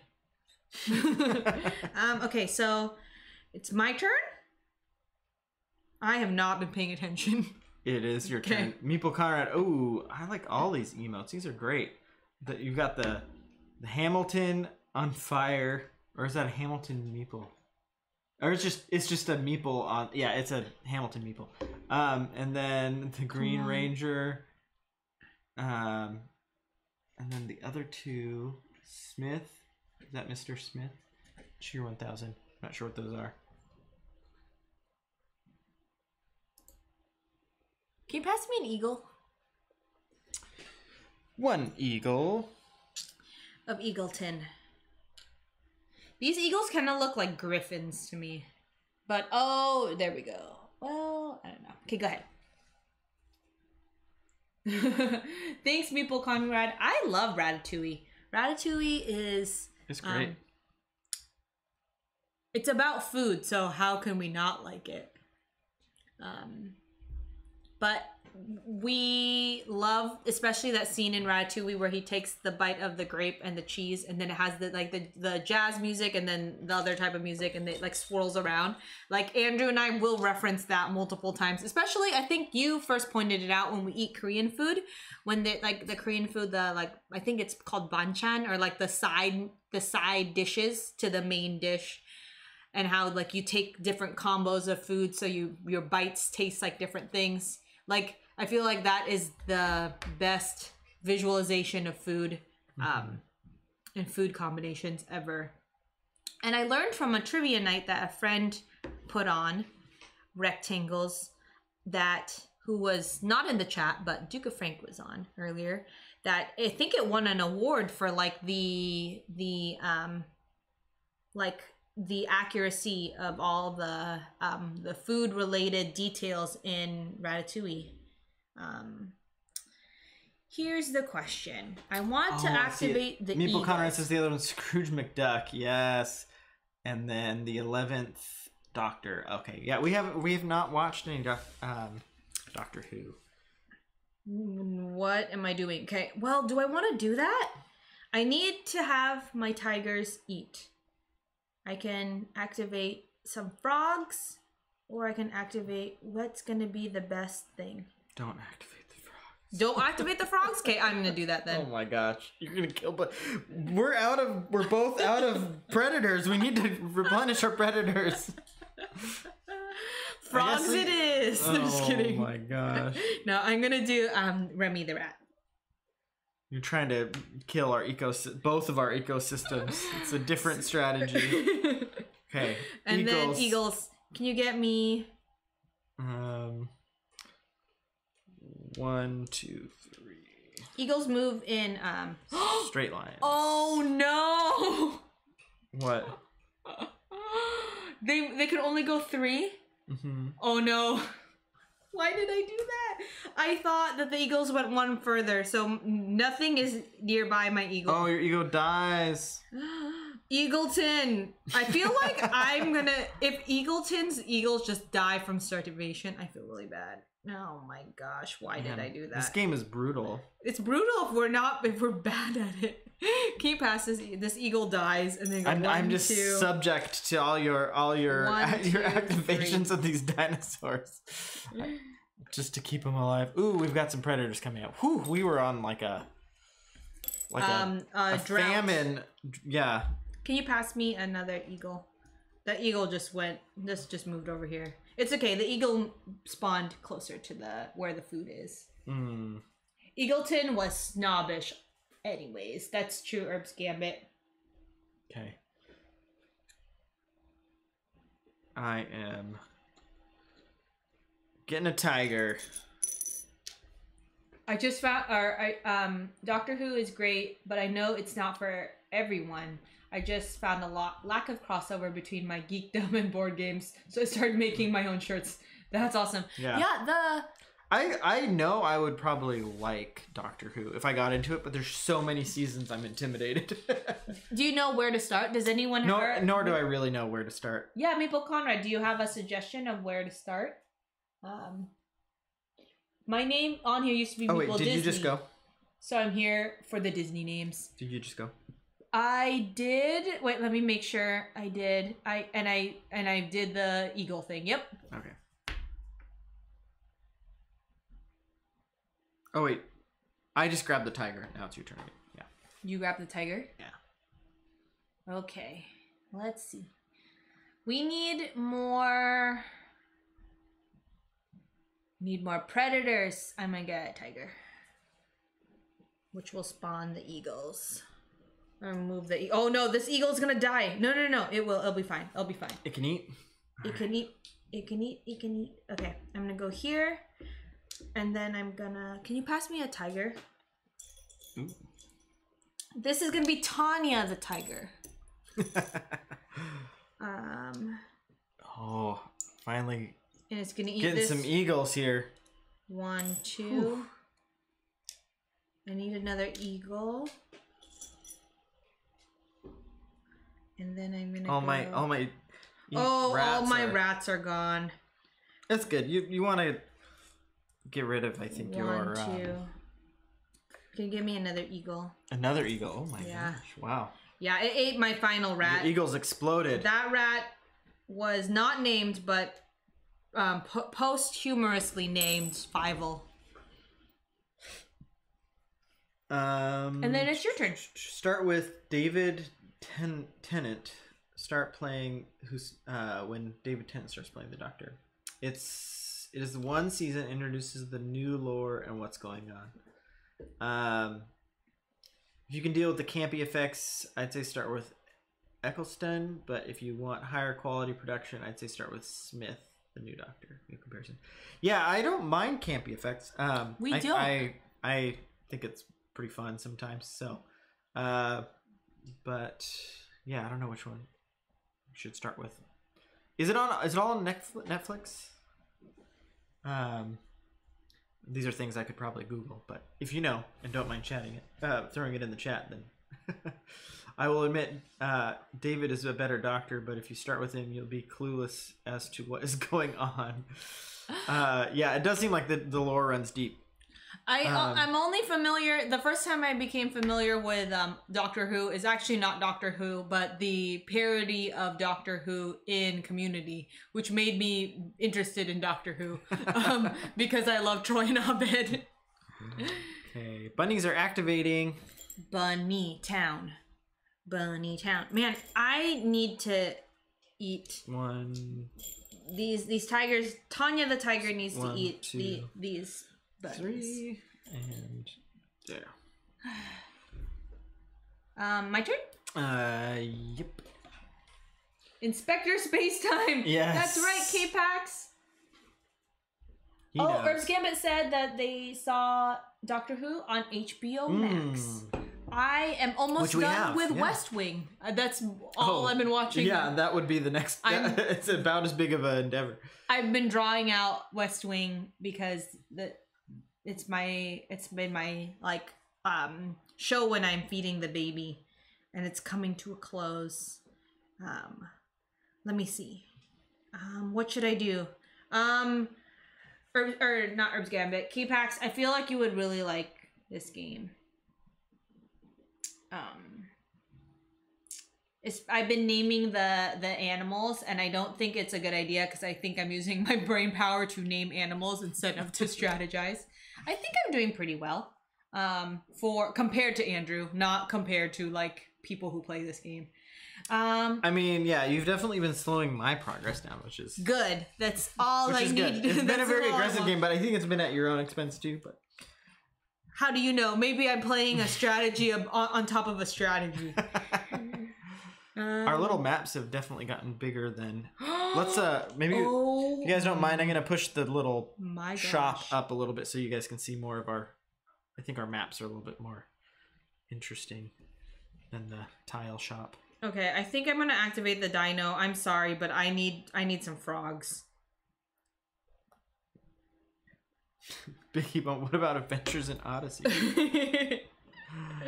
I probably could find one of my old tapes. That's definitely not on HBO Max though. Frogs.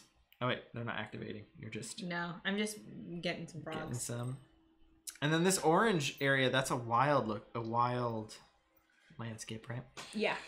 I would watch West Wing about once a year, so if it's off it is off Netflix. Actually, Meeple Conrad, so this was the show someone had suggested to me, who was also a new mom, was like, find a show and pick it for your show when you're feeding the baby because you'll be up late and whatnot. Like a show you're excited about. I'd never seen West Wing, and it, I know, was like however many seasons, 7 seasons. So I was like, great, this is perfect.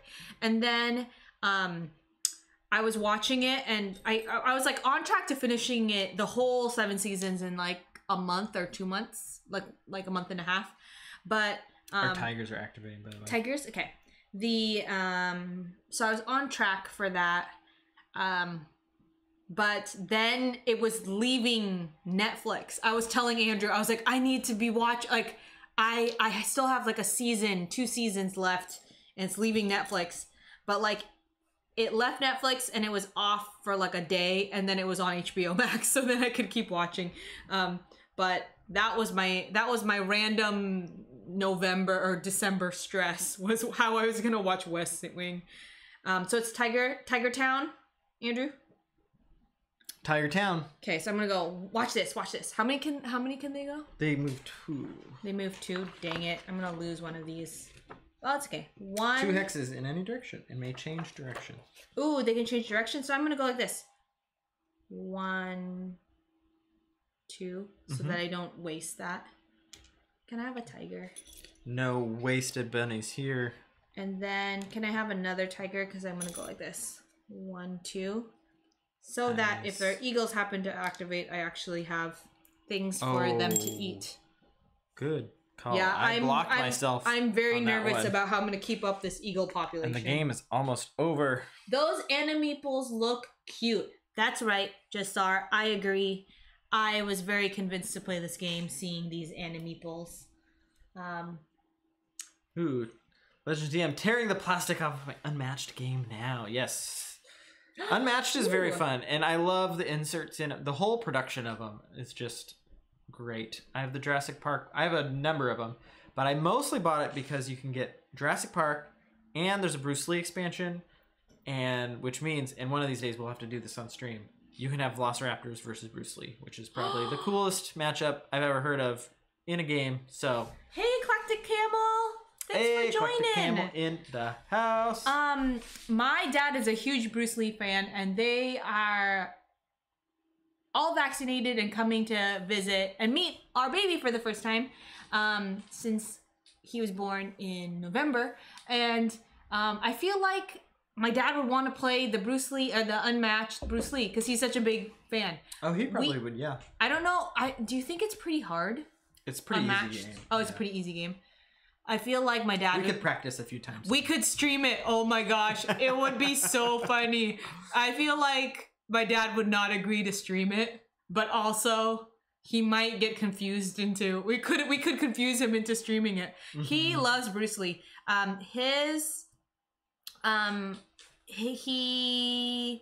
like gravesite is in the area that we live, and so when people would come and visit, like people Bruce from Lee's gravesite, yeah, not my dad, but he like would take people who were visiting from the Philippines or different, like from the East Coast of the U.S.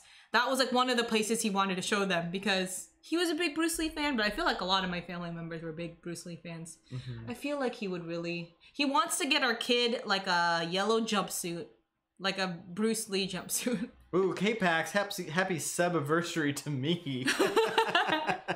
Thank you for the sub. K-Pax. So we do analog alerts here for everyone who is new, and for our subscriptions, we've got the Monkey King who comes out and he says, "Thank you, K-Pax. Thank you for the subscription. Appreciate you subscribing for 2 months especially. Thank you very much, and thank you very much." And then the chat says, "Long live the Monkey King." So throw that in the chat. Long live the Monkey King. LLT Monkey King MK. I think it's just LLMK is what people have been doing. But you know, I accidentally found, I don't know, you know how like Google keeps track of you? Somehow Google was advertising Monkey King merch to me. And there's these sweatshirts that say "Long live the Monkey King," and I want one. Or I want Andrew to have one. I don't need more clothes. In the same way that Andrew doesn't need more board games. Yeah. But it's my turn. I am going to take my turn. Conrad says, "The best, Bigfoot." Just Sarah says, "I was a big Bruce Lee fan, but there weren't many Asian role models in the 80s. Mm-hmm. Yeah. He was very much a singular star. Totally. And yeah. Yeah, I didn't watch or read. I guess it's only Oh my gosh, we got Brutalden in the chat. Welcome. What's up? Coming in from Florida, right? I don't know, but I know it's a late time zone. Happy time zone to you and everybody. So Brutalden, we do analog alerts here, and so for whenever we get a follow, Dr. Alan Grant from Jurassic Park comes out. From Jurassic Park, from Andrew's childhood. This is a childhood toy. It says, "Thank you, Brutalden. I was just working. Actually, I'm done working today, and I was just closing time. I just taking a break and wanted to come over and say thanks for the follow, Brutalden. Really appreciate it. I'm gonna go back to sipping my tea and watching some Netflix. See you later." We have been talking a lot about Netflix. Thanks, Brutalden, for the follow. Yeah. Also, we've been watching... Is it Brutalden or is it Brutal Dan? Brutal Dan? Oh, I don't know. But here's the thing. We've been watching a lot of Brutalden's stream recently. Specifically, Date Night with Danny. So awesome. Last time... Definitely check him out. I feel like K-Pax, you would really appreciate this. For Date Night with Danny... Danny throws up like the last one was a Cheesecake Factory, and then the one after that was a Panera like background, and then there's just fun date night questions. It's so fun. We have loved it. We are definitely going to use our Cheesecake Factory gift card that we have because of that, because we've never had cheesecake from the Cheesecake Factory. Well, I haven't. I don't know about you, but yeah. He says, "Yeah, Florida. I wish I knew y'all were streaming. Just finished playing Dream Daddy. Dream Daddy. Yeah, we were definitely checking that out earlier. How long is that game? Because I feel like you've got to be close to beating it soon. Beating it, or like finding the dreamiest daddy. Andrew has told me about those dating sim like games, and he thinks I like them, but I've just I don't keep track of games. But when you were playing that, I was like, I want to play this game. This is so fun. Sarah Song said they're heading off to bed, so I want to say goodbye before. Bye, Sarah Song. Thank you for joining us. Yeah, they're gonna play the go order the Ecos expansion before we go to sleep. Yeah, we haven't played with the expansion yet, but we have it now. And we love Ecos. It's such a good game. Oh, you are also reminding us that we need to play Ecos soon. So thank you for that, and have a good night.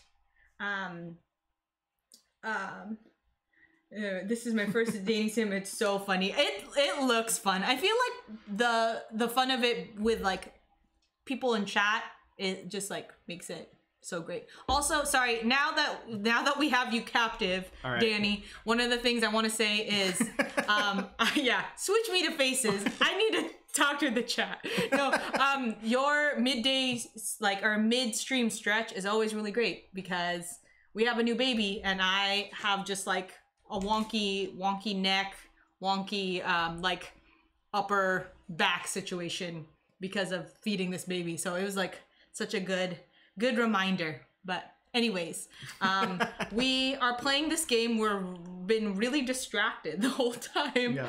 We've been, really kind of chat playing the game. Yeah. Chat playing. Yeah. I mean, that's sometimes some of the best games. For sure. Chat has been helping us remember whose turn it is. Speaking of which, I think the volcano's on your side, so it's me. Your turn. It's me. Yeah. But let's see. Keep Wampum, hashtag never forget Andrew and I played a dating sim and it rocked. That's true. Yes, Fog of Love. I've never heard so much shouting for Fog of Love. Yeah. We gotta play that again sometime. Yeah, Big Heap Wampum. We'll make it a stream. That would be a good stream. I am trying to get more eagles in Eagleton. Oh, if you're still in the chat, Danny, Real Steel, Hugh Jackman, Rock'em Sock'em Robots, like robots fighting. It is so cheesy and so fun. And I love Hugh Jackman. I was already talking about Eddie the Eagle earlier. But it's such a fun movie. That is one of my guilty pleasures. That was one of the date questions on Date Night with Danny. Was that a guilty pleasure? Yeah. Yeah, I love that movie. Brutality, yes. Brutal Dan. Rock'em Sock'em Robot movie. Can you pass me an eagle? It's a good movie. It is a good movie. It's so fun. Yeah. It's like, also, I love sports movies.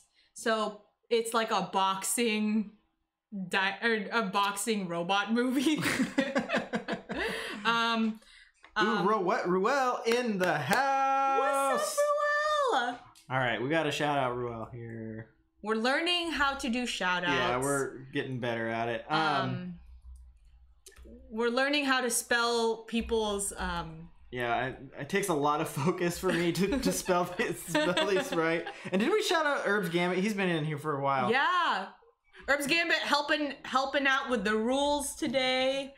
All streams we love. On the same wavelength, Herbs Gambit and I are talking about community, and he figured out the Parks and Rec trivia reference that Parks and Rec reference that I had. Ruel, this is probably a good opportunity to talk about Tabletop Live Network. I know we've been plugging it a couple times during the stream, but this Saturday, the 17th, starting at technically starting at 12 in noon, but there's a pre-show at 11. So for 24 hours, we'll be rotating through streamers. One streamer raids into the next streamer every 2 hours, and it's called Tabletop Live Network. Great opportunity to meet a ton of different really, really great streamers. It's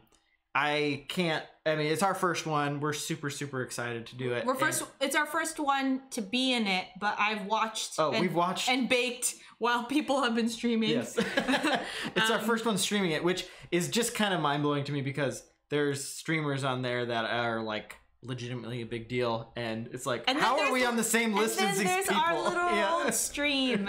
But we're excited. It's Saturday. We are gonna play a game that is actually not similar to this, but we're playing Oceans, so it's another animal ecosystem food chain type of game We're really into the food chain. Yeah, the ecosystems, animals eating other animals. We should play food chain at some point. Not on the stream. That might like make me implode. I feel like food chain magnate? Yeah, oh, yeah. That game That's is going a different direction. Thanks, Danny. It's a big deal. Thank you for the all caps. Yeah. That warms my heart. This really is like hitting a local pub bar and running into all the regulars.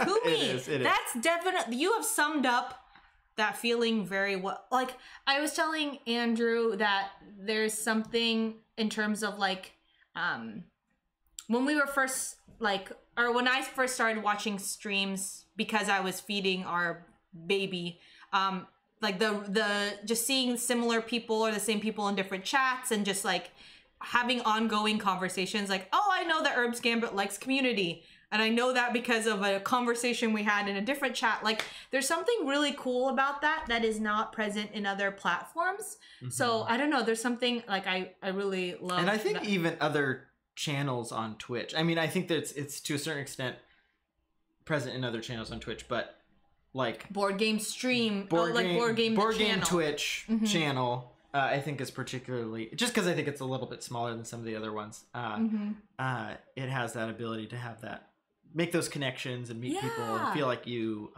actually know them a little bit. Totally. Which is great. Yeah, I love that.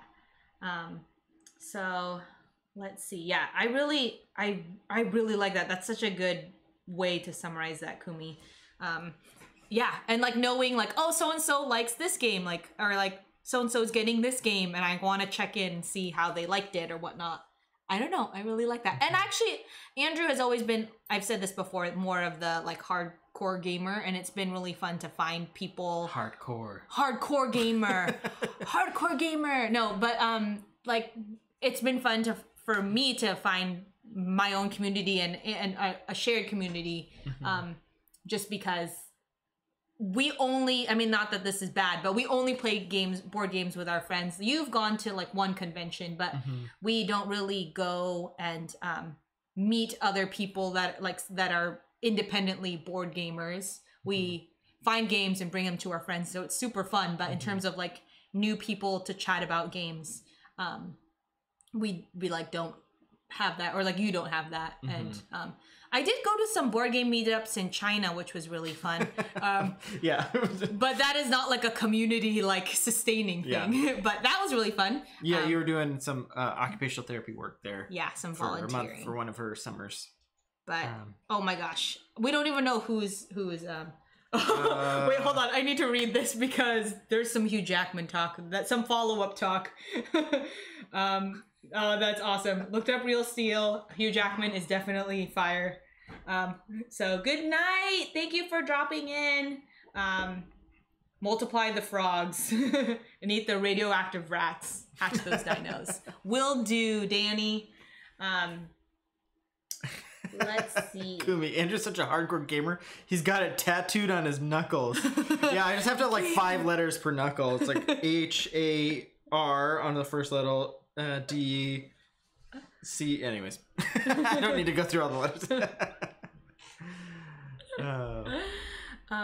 Let's see. Ooh, Legends DM sleeving his game. The card art on Unmatched. If you haven't seen it or aren't familiar with it, definitely check it out. It's almost half the fun. I mean, the game itself is good, but the card art is really.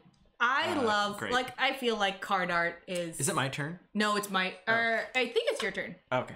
The card art. Keep this moving here. It's like playing with art. Card art. No, it's like... I spend a lot of money buying, like, art from, like, independent artists. And I, like, don't really know what my plan is for it. Like, I can put it up, but I just like looking at it. And I just realized board games are like that for me. I'm very visually like oriented, so I'm like, oh, I just want to like buy this game and look at it, you know, like Unmatched would be one of those things. But Ooh, yeah. Calden, night chat or night. Cash says, ain't it hard keeping it so hardcore? Okay, let's see.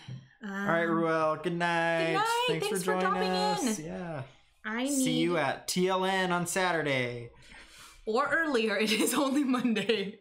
I guess that's true. Maybe see you Thursday when we stream, or tomorrow when you stream. Can you pass me? Oh, I got a frog. Let's see. And that didn't activate anything. I am getting a bunny. Jessar says, I'm more visually oriented once I decided that I want to keep my collection around 150 games. Yeah, that makes sense. Thanks for... Oh, you're welcome, Ruel. I'm not sure if he's gone already, but that's so sweet to hear.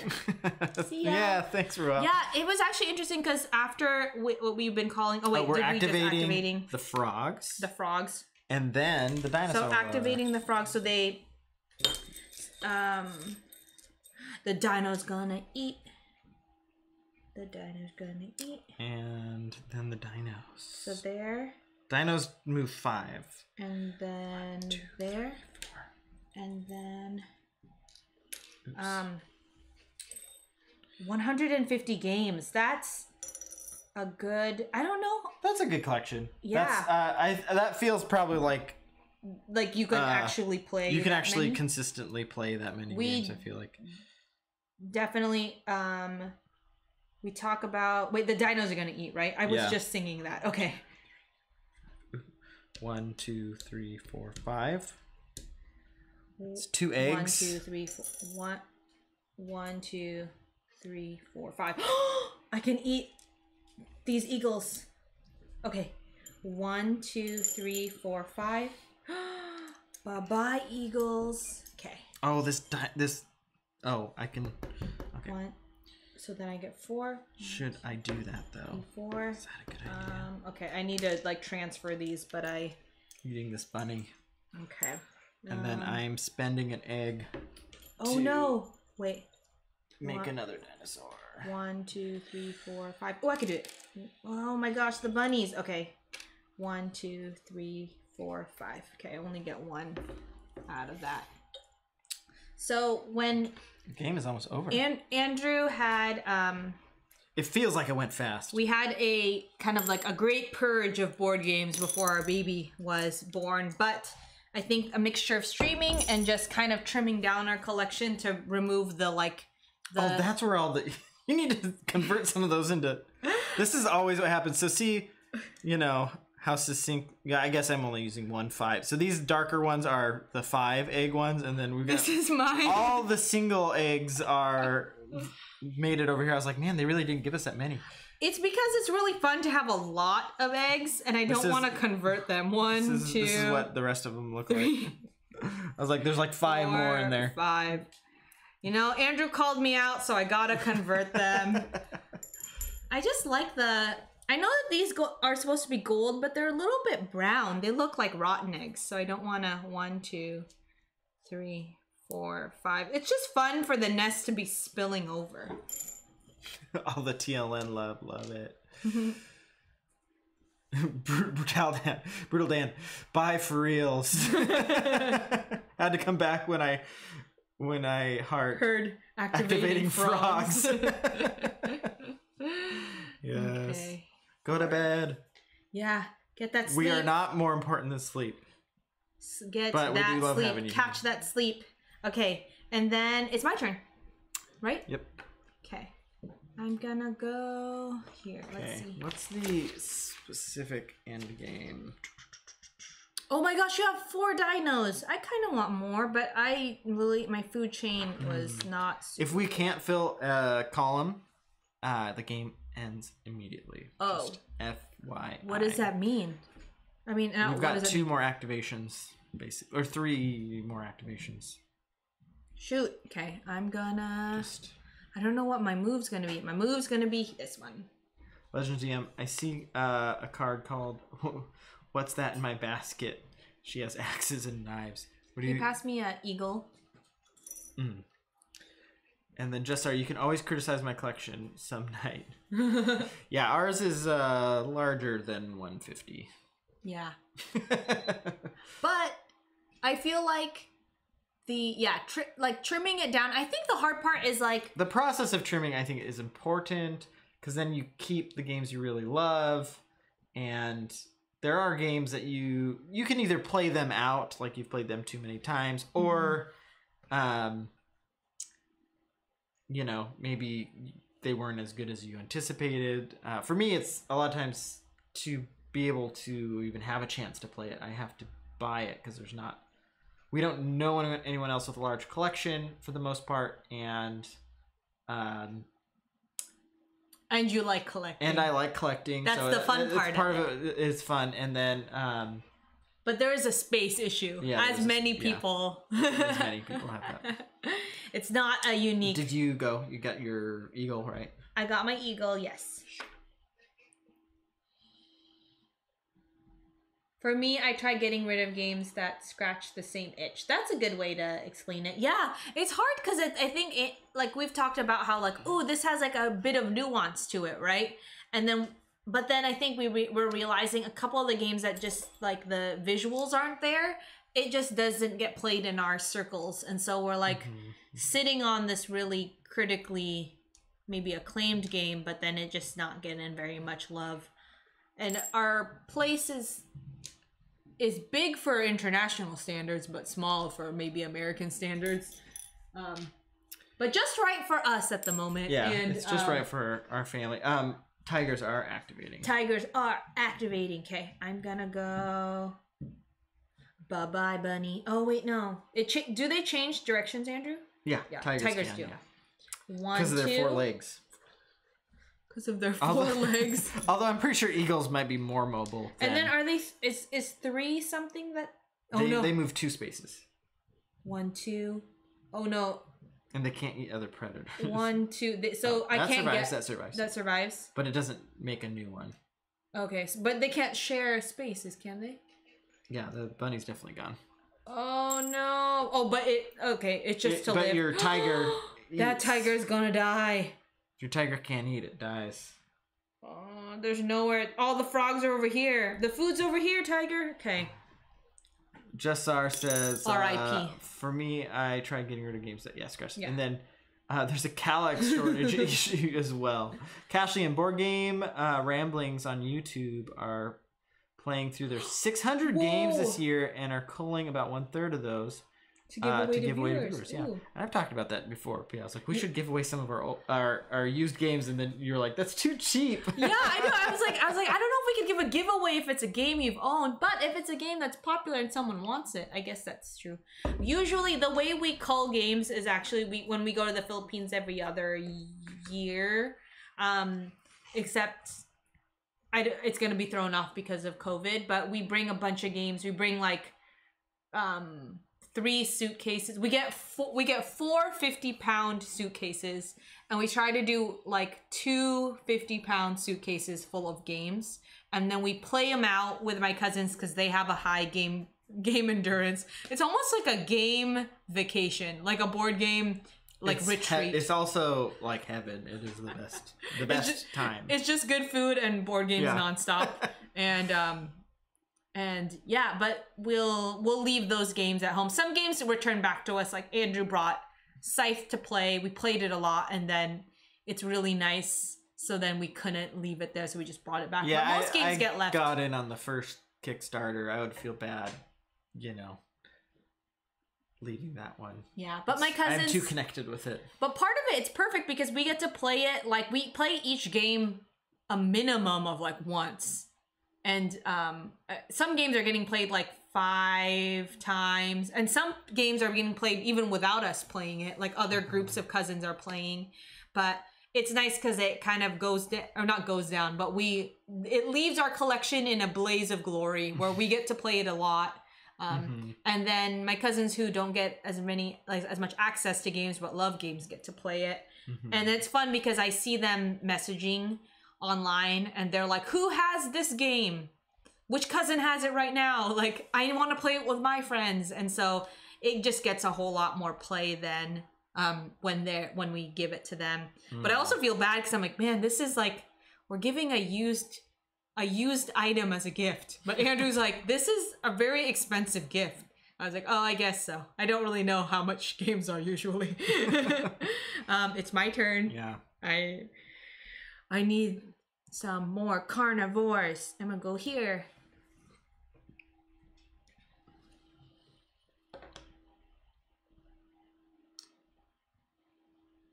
Tiger. Tiger. Yeah, the and then Justar says, yeah, then Asmodee Gobbles publishes up, and there's a risk of games going out of print forever. Yeah, that fear of things going out of print forever is real and probably affects too much of my decisions sometimes. Like, I'll never have a chance. And there's usually, if it's popular enough, there'll be a second edition. With the exception, of course, of Battlestar Galactica, the most famous out of print game. Well, not the most famous. It's famous for Andrew. Yeah. And I had a copy with all the expansions. And then right before it went out of print, sold it because no one would play it with me. And there's still a copy among my friend group, so we can still play it, but the expansions aren't there. I had an insert. It was like... It was tricked out. I mean, I wouldn't, but I could sell it for that copy of it, probably over $1,000 right now. Whoa, yeah. really? Yeah. Would someone buy it, though? Yeah, people buy it. Buy it with all the expansions for $1,000. Oh my gosh. Or more. I didn't have the boxes for the expansions, but it was very, very nice. R.I.P. It was R.I.P. BSG. So that is the problem with culling, though. You can possibly sell a game that then goes out of print and... Well, and I think one of the things with that story is that Andrew got rid of it. We still have access to it. I just have to keep telling myself, we have a friend who has it, and it's still great. We can still play it. I think the problem was that Andrew got rid of it right when we were like because we go in waves of like hobbies. Mm-hmm. And so like Andrew plays like a lot of video games, and then like gets really into music and buys a bunch of music, or like gets really into books, and then like board games where it was kind of on our like that hobby was kind of on the way out for you. Mm-hmm. And then for a year or two, I just wasn't playing as much and as you wanted, as I wanted, and so I was just like, I have too many games, none of them are getting played. And then but there was like a research. So Andrew got rid of it and wasn't really paying attention to the market, and then it was still in print when I sold it. I think it was like or the last printing had been within 6 months, and they hadn't announced it was gone yet. And so, anyways, hashtag regrets. That's why my biggest board game regret. Reservations with culling, but but I still do it. It's still important because there's games that are either just not getting played or whatever. So rewind. So Cash there's some great says, chats going on here right now. Oh yeah, big board game swap trade every July in Puyallup. Yes, you've gone to that. We've been there. Maybe we've seen you.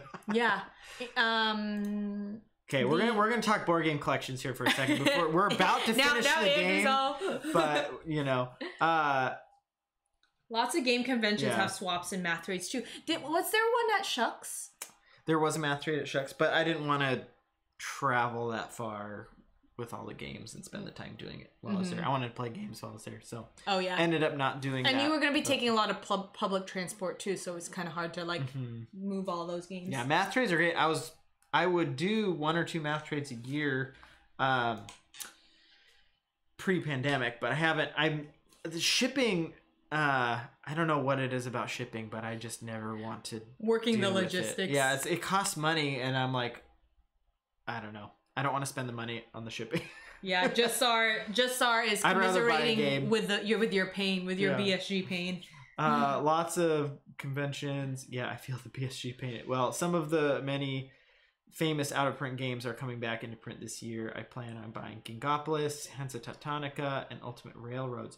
Yeah, Gingopolis, I saw that come up, and I don't know much about it, so let me know what's up with that one, because I saw it just came back in print this last week, and I was like, I know this name, but I can't remember why people love it. We got a copy of Hansa Teutonica when that reprinted, which was great. So yeah, I have my fingers crossed for Battlestar Galactica someday come back, because if they are selling a used copy on eBay with all the expansions for $1,000, that there's a publisher out there, or Asmodee for that matter, because they own Fantasy Flight. They have to see that and be like, we got to get in on this money, at some level, hopefully. But maybe that's Andrew's hopes. That's my hopes and dreams. I know the license just left Ares, who had it. We have very good memories of that game too. So that part of it, like, I wonder if that's a little bit of the pain. Good memories of playing it, and also good memories of watching it too. That was like our first, not our first date, but something we did early on when we were dating.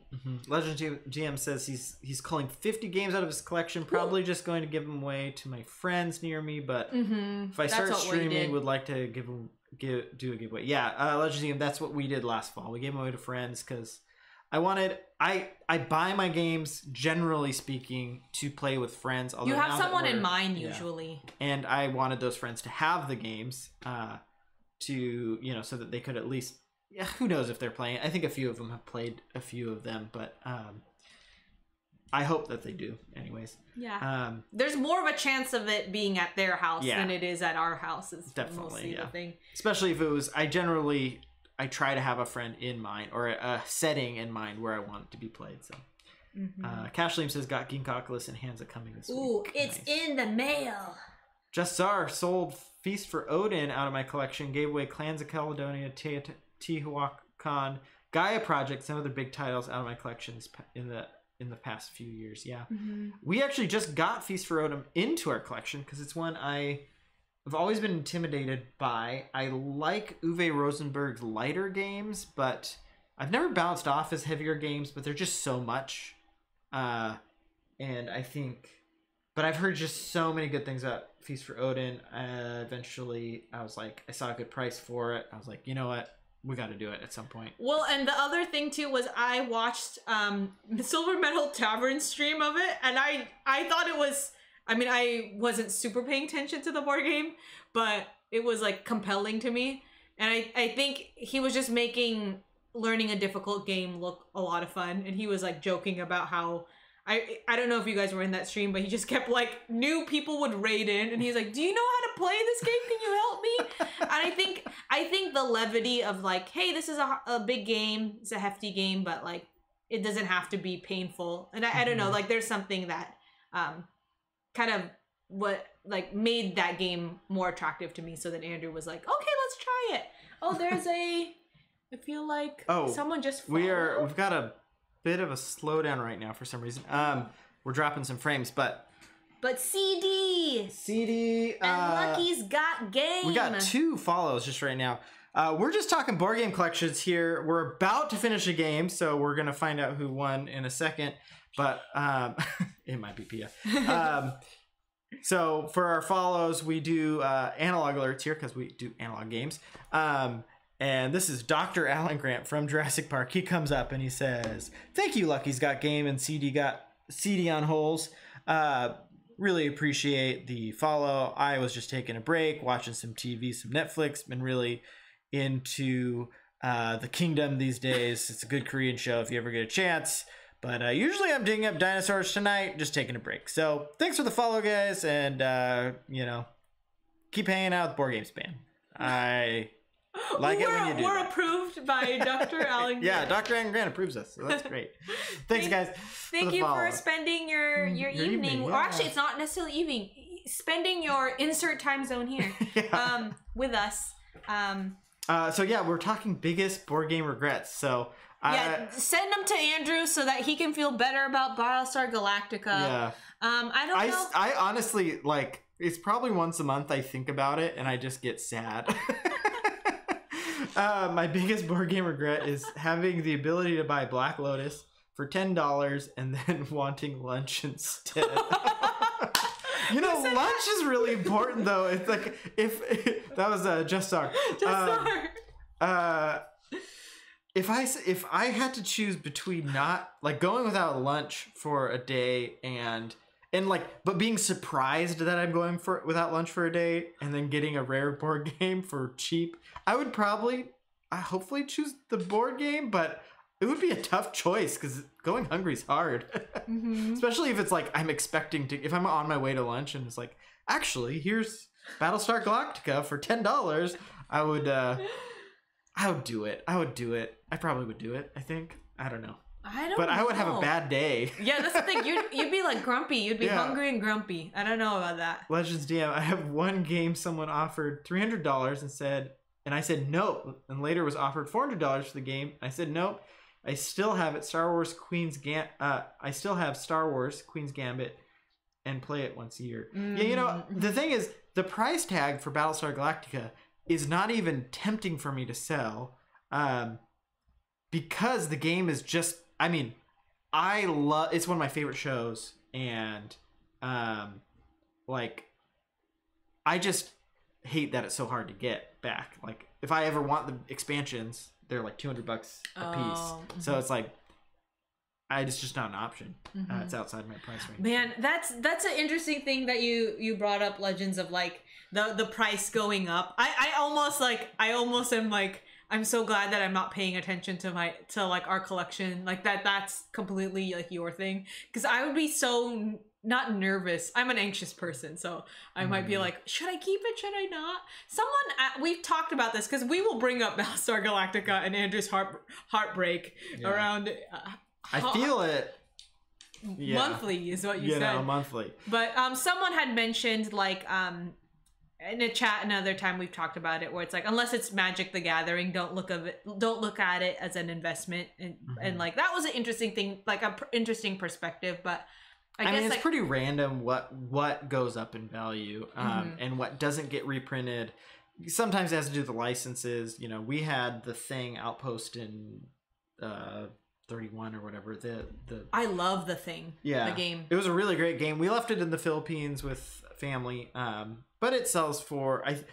It was a great find. It was when it was selling for more than retail, but I found it at retail price, so $50 or something like that. But I think it sells for $150 now here, because the license has moved on and someone else is making a different game out of it. That's not something like that. It just isn't something I'm familiar with. But we loved the Thing. It led to some of the most screaming in my grandparents' kitchen, because of the reveal. And we're drawing this out way too long, but it was. I will someday tell you about. That's probably my favorite board game moment ever. Right. Let's do a quick catch up on chat, and then we'll finish the game here. So we've got Justar said it was. Oh, this is Black Lotus. It was out of print for 10 to 11 years. The designer was super resistant to a reprint. Oh, it's a card-oriented Euro with area control, engine building. That sounds like a great combo of mechanics. I was 14 to 15 at the time, and it was a reasonable choice. I later played in an unrestricted tourney with cards probably worth multi-millions. Ooh. I was at 40. Okay, it was a reasonable choice. I later played in an unrestricted tourney with cards probably worth millions. Wow. Would that be Magic the Gathering cards?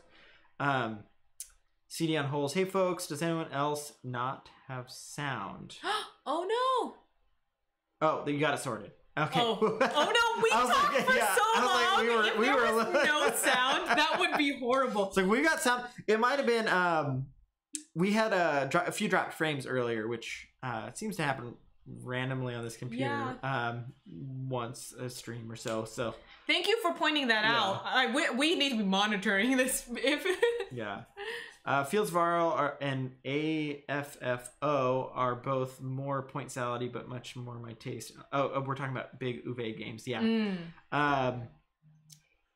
Yeah, I enjoy big EVOE games. I feel like I probably should only own one, and so I picked Feast of Odin just because.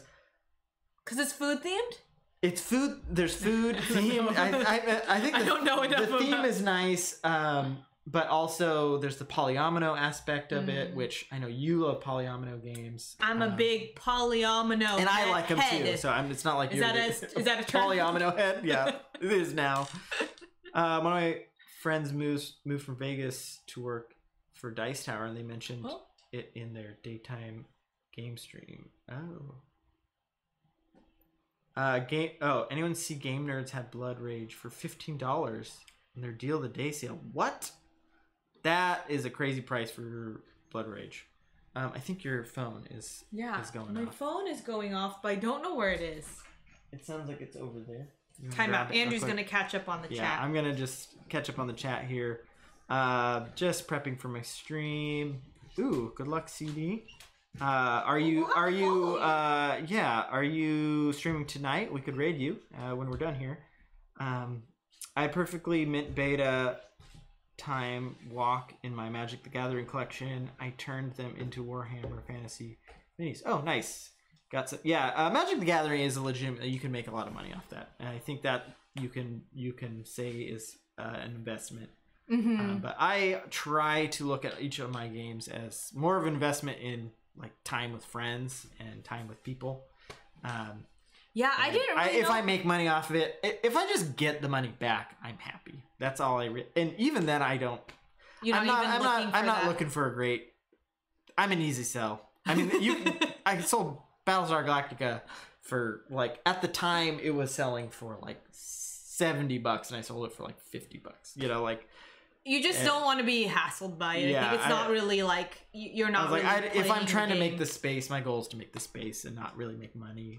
Yeah, I'm the one who's like, Andrew, we don't have space. We don't have space. It's probably me. It's on me. No. That was definitely my choice. And then just sorry, I was sad that I wasn't the one to introduce him to Cosmic Encounter. It was one of my favorite games for a while. Oh yeah.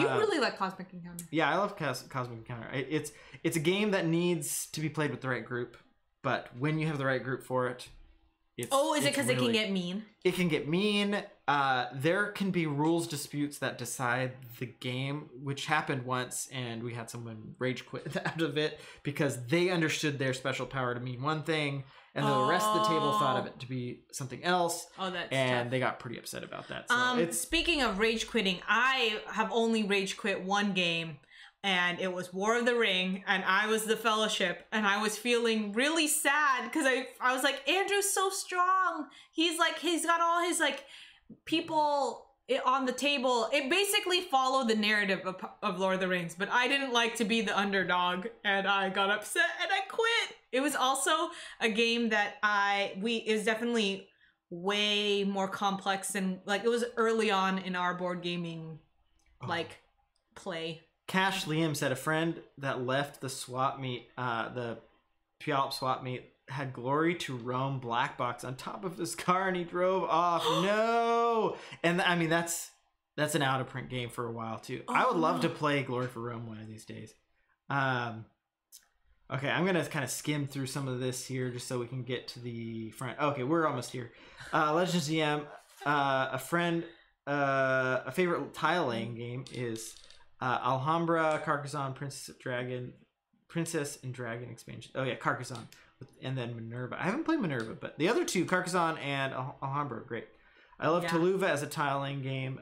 There are probably others that I'm forgetting. Tuluva is probably one of my favorites. Carcassonne was one of the ones that started me, and Alhambra, I've enjoyed every game I've played. I don't own it, but I'll always play it.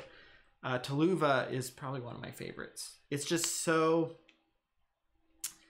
like the rules just get out of the way and you're just playing and having really interesting strategy decisions, which is great. And it's pretty interactive too. So Lucky's got game. I paid $300 for the OG Gloomhaven, then later announced the reprint for $99. Oh, hype can be expensive. Exactly. I feel like that's gonna happen with Battlestar Galactica. It's this maybe is just way too hopeful because licenses are fickle and people who owns them is just random. Seems like from the consumer level, but it's like so expensive right now. But I feel like people who make money have got to be taking note. They're like, we could make a ton of money if we just reprint this. Does everyone sharing their board game regrets helping this is cathartic. It is cathartic for me. Yeah. I feel the way. I'm not the only one. I'm not the only one.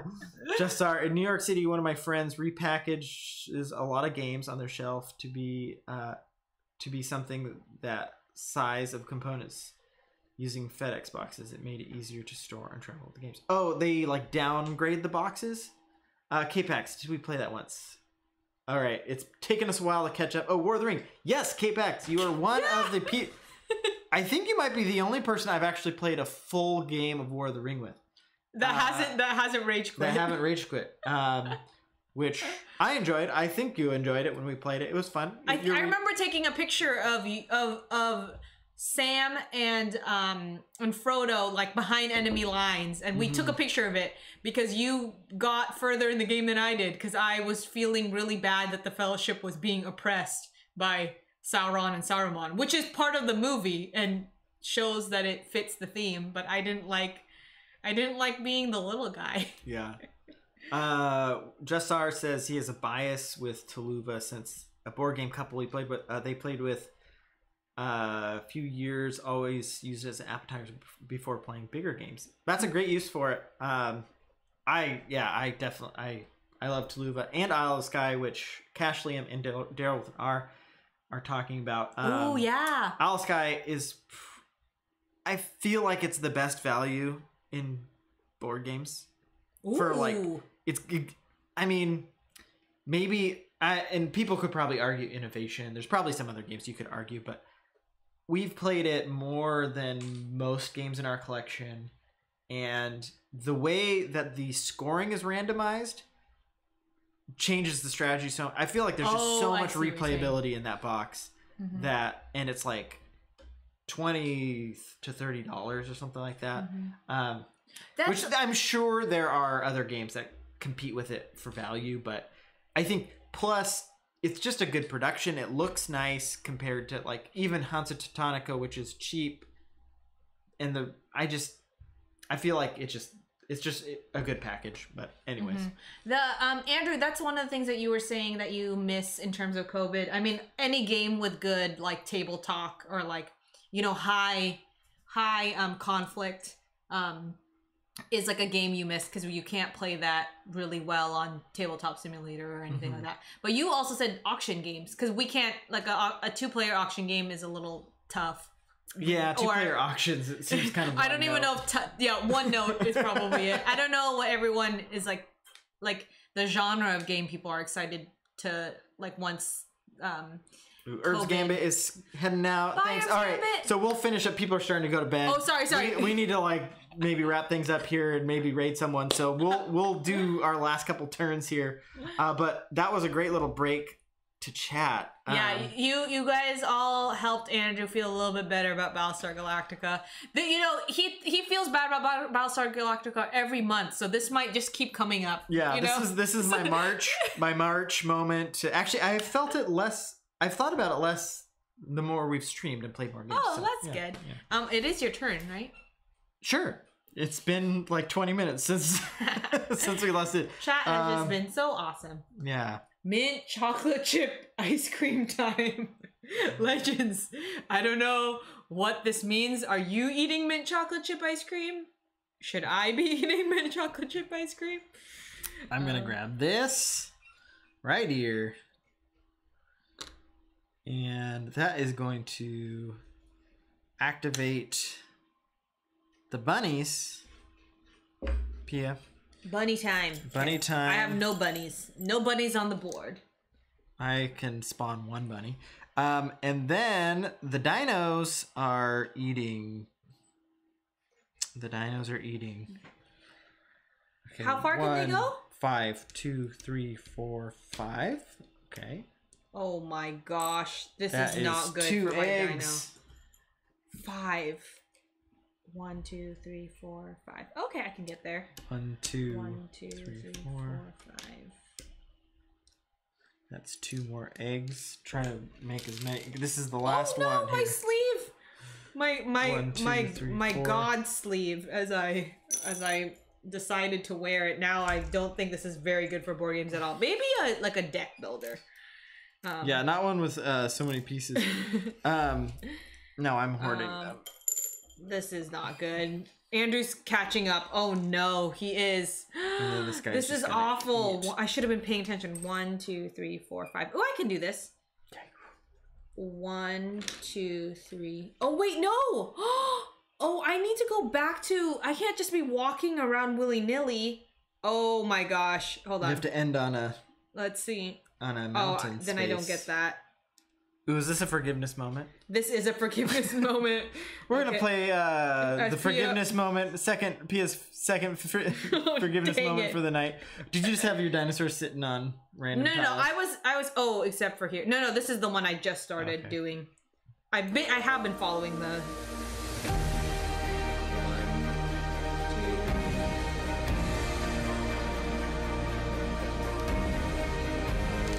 my gosh. That was our forgiveness moment. 1, 2, 3, 4. Oh my gosh. Okay, that's it. I can't move this person. 1, 2, 3, 4. So this one just stays alive. Everything is too far away from my dinos. This sucks. Ooh, and then there's some chatter going about Glenmore. I haven't played Glenmore, but I've heard good things about it. Glenmore 2 came out last year, right? Or 2 years ago, maybe? Oh my gosh. Yeah. I've had 2 forgiveness moments and you've had 0 today. I kind of had like a half one. Okay. A half dance. Thank you. This forgiveness moment is brought to you by Big Heap Wampum. That was Big Heap Wampum dancing. Yeah, and he's going to be on the stream on Thursday. So we're gonna play get ready for that. He's playing the Godfather. Maybe he'll do the dance. Dance. We'll get a live version of the dance. I don't know if he'll do it. So the next time any animal's activated, we dang it. 1, 2, 3, 4, 5. We are tied. Oh no. No, we're not. You have more dinos. No. Okay, how do I fix this? Oh wait. How do I fix this? You haven't gone yet, right? How do I fix this? How do I fix this? What do you mean when a dinosaur or the next time one of these columns is out, the game's over. Awful. We're gonna activate whatever that animal was, and then. Oh man, should I draw it out or should I should? Oh my gosh. The thing is, if I draw it out, I don't think I'll win because everybody is so far away. The thing is, I can end it on my turn. That's true. Okay, I'm going for it. All right, no, I'm gonna grab this. I'm gonna get a tiger. A tiger. And activate the tigers. And I'm gonna activate the tigers. So then this. I have no tigers. You have no tigers. Oh my gosh! I don't think I'm gonna win. Whoa! What are you doing there? I'm activating the. Oh wait, that's not how they go. I didn't do that. So what game have you been playing? I definitely haven't been doing that. I'd be doing way better if that's how I was playing. So I grabbed that. There's no food near them. Oh, they all die. They all die. You just killed all your tigers. No. There's a tiger starvation. No, but then doesn't it move? Or no, it moves when this thing goes. Oh my gosh, there's tiger starvation. This is awful. I've lost track of time. All right, the game is over. We can't fill this column. This is a mess. So I've got 15 eggs and I have 15. I have 19 points. Andrew edged me out on dinos. He's got 2 extra dinos. Thank you, chat, for distracting Pia tonight. Really won me the game. We're gonna play this tomorrow. Yeah. And I'm gonna win. That's my goal. Thank you for joining us. And that was a mess of a game, but it was really fun. I feel like we probably messed up whose turn it was and whatnot, but chat was so fun today. Yeah. Thank you everybody for joining. Yeah. And K-Pax, yes, that was Big Heap Wampum doing that dance. Oh, thanks, Jassar, and thanks for the good games from Daryl with an R, Pop. We should rate someone. Oh yeah, we definitely are.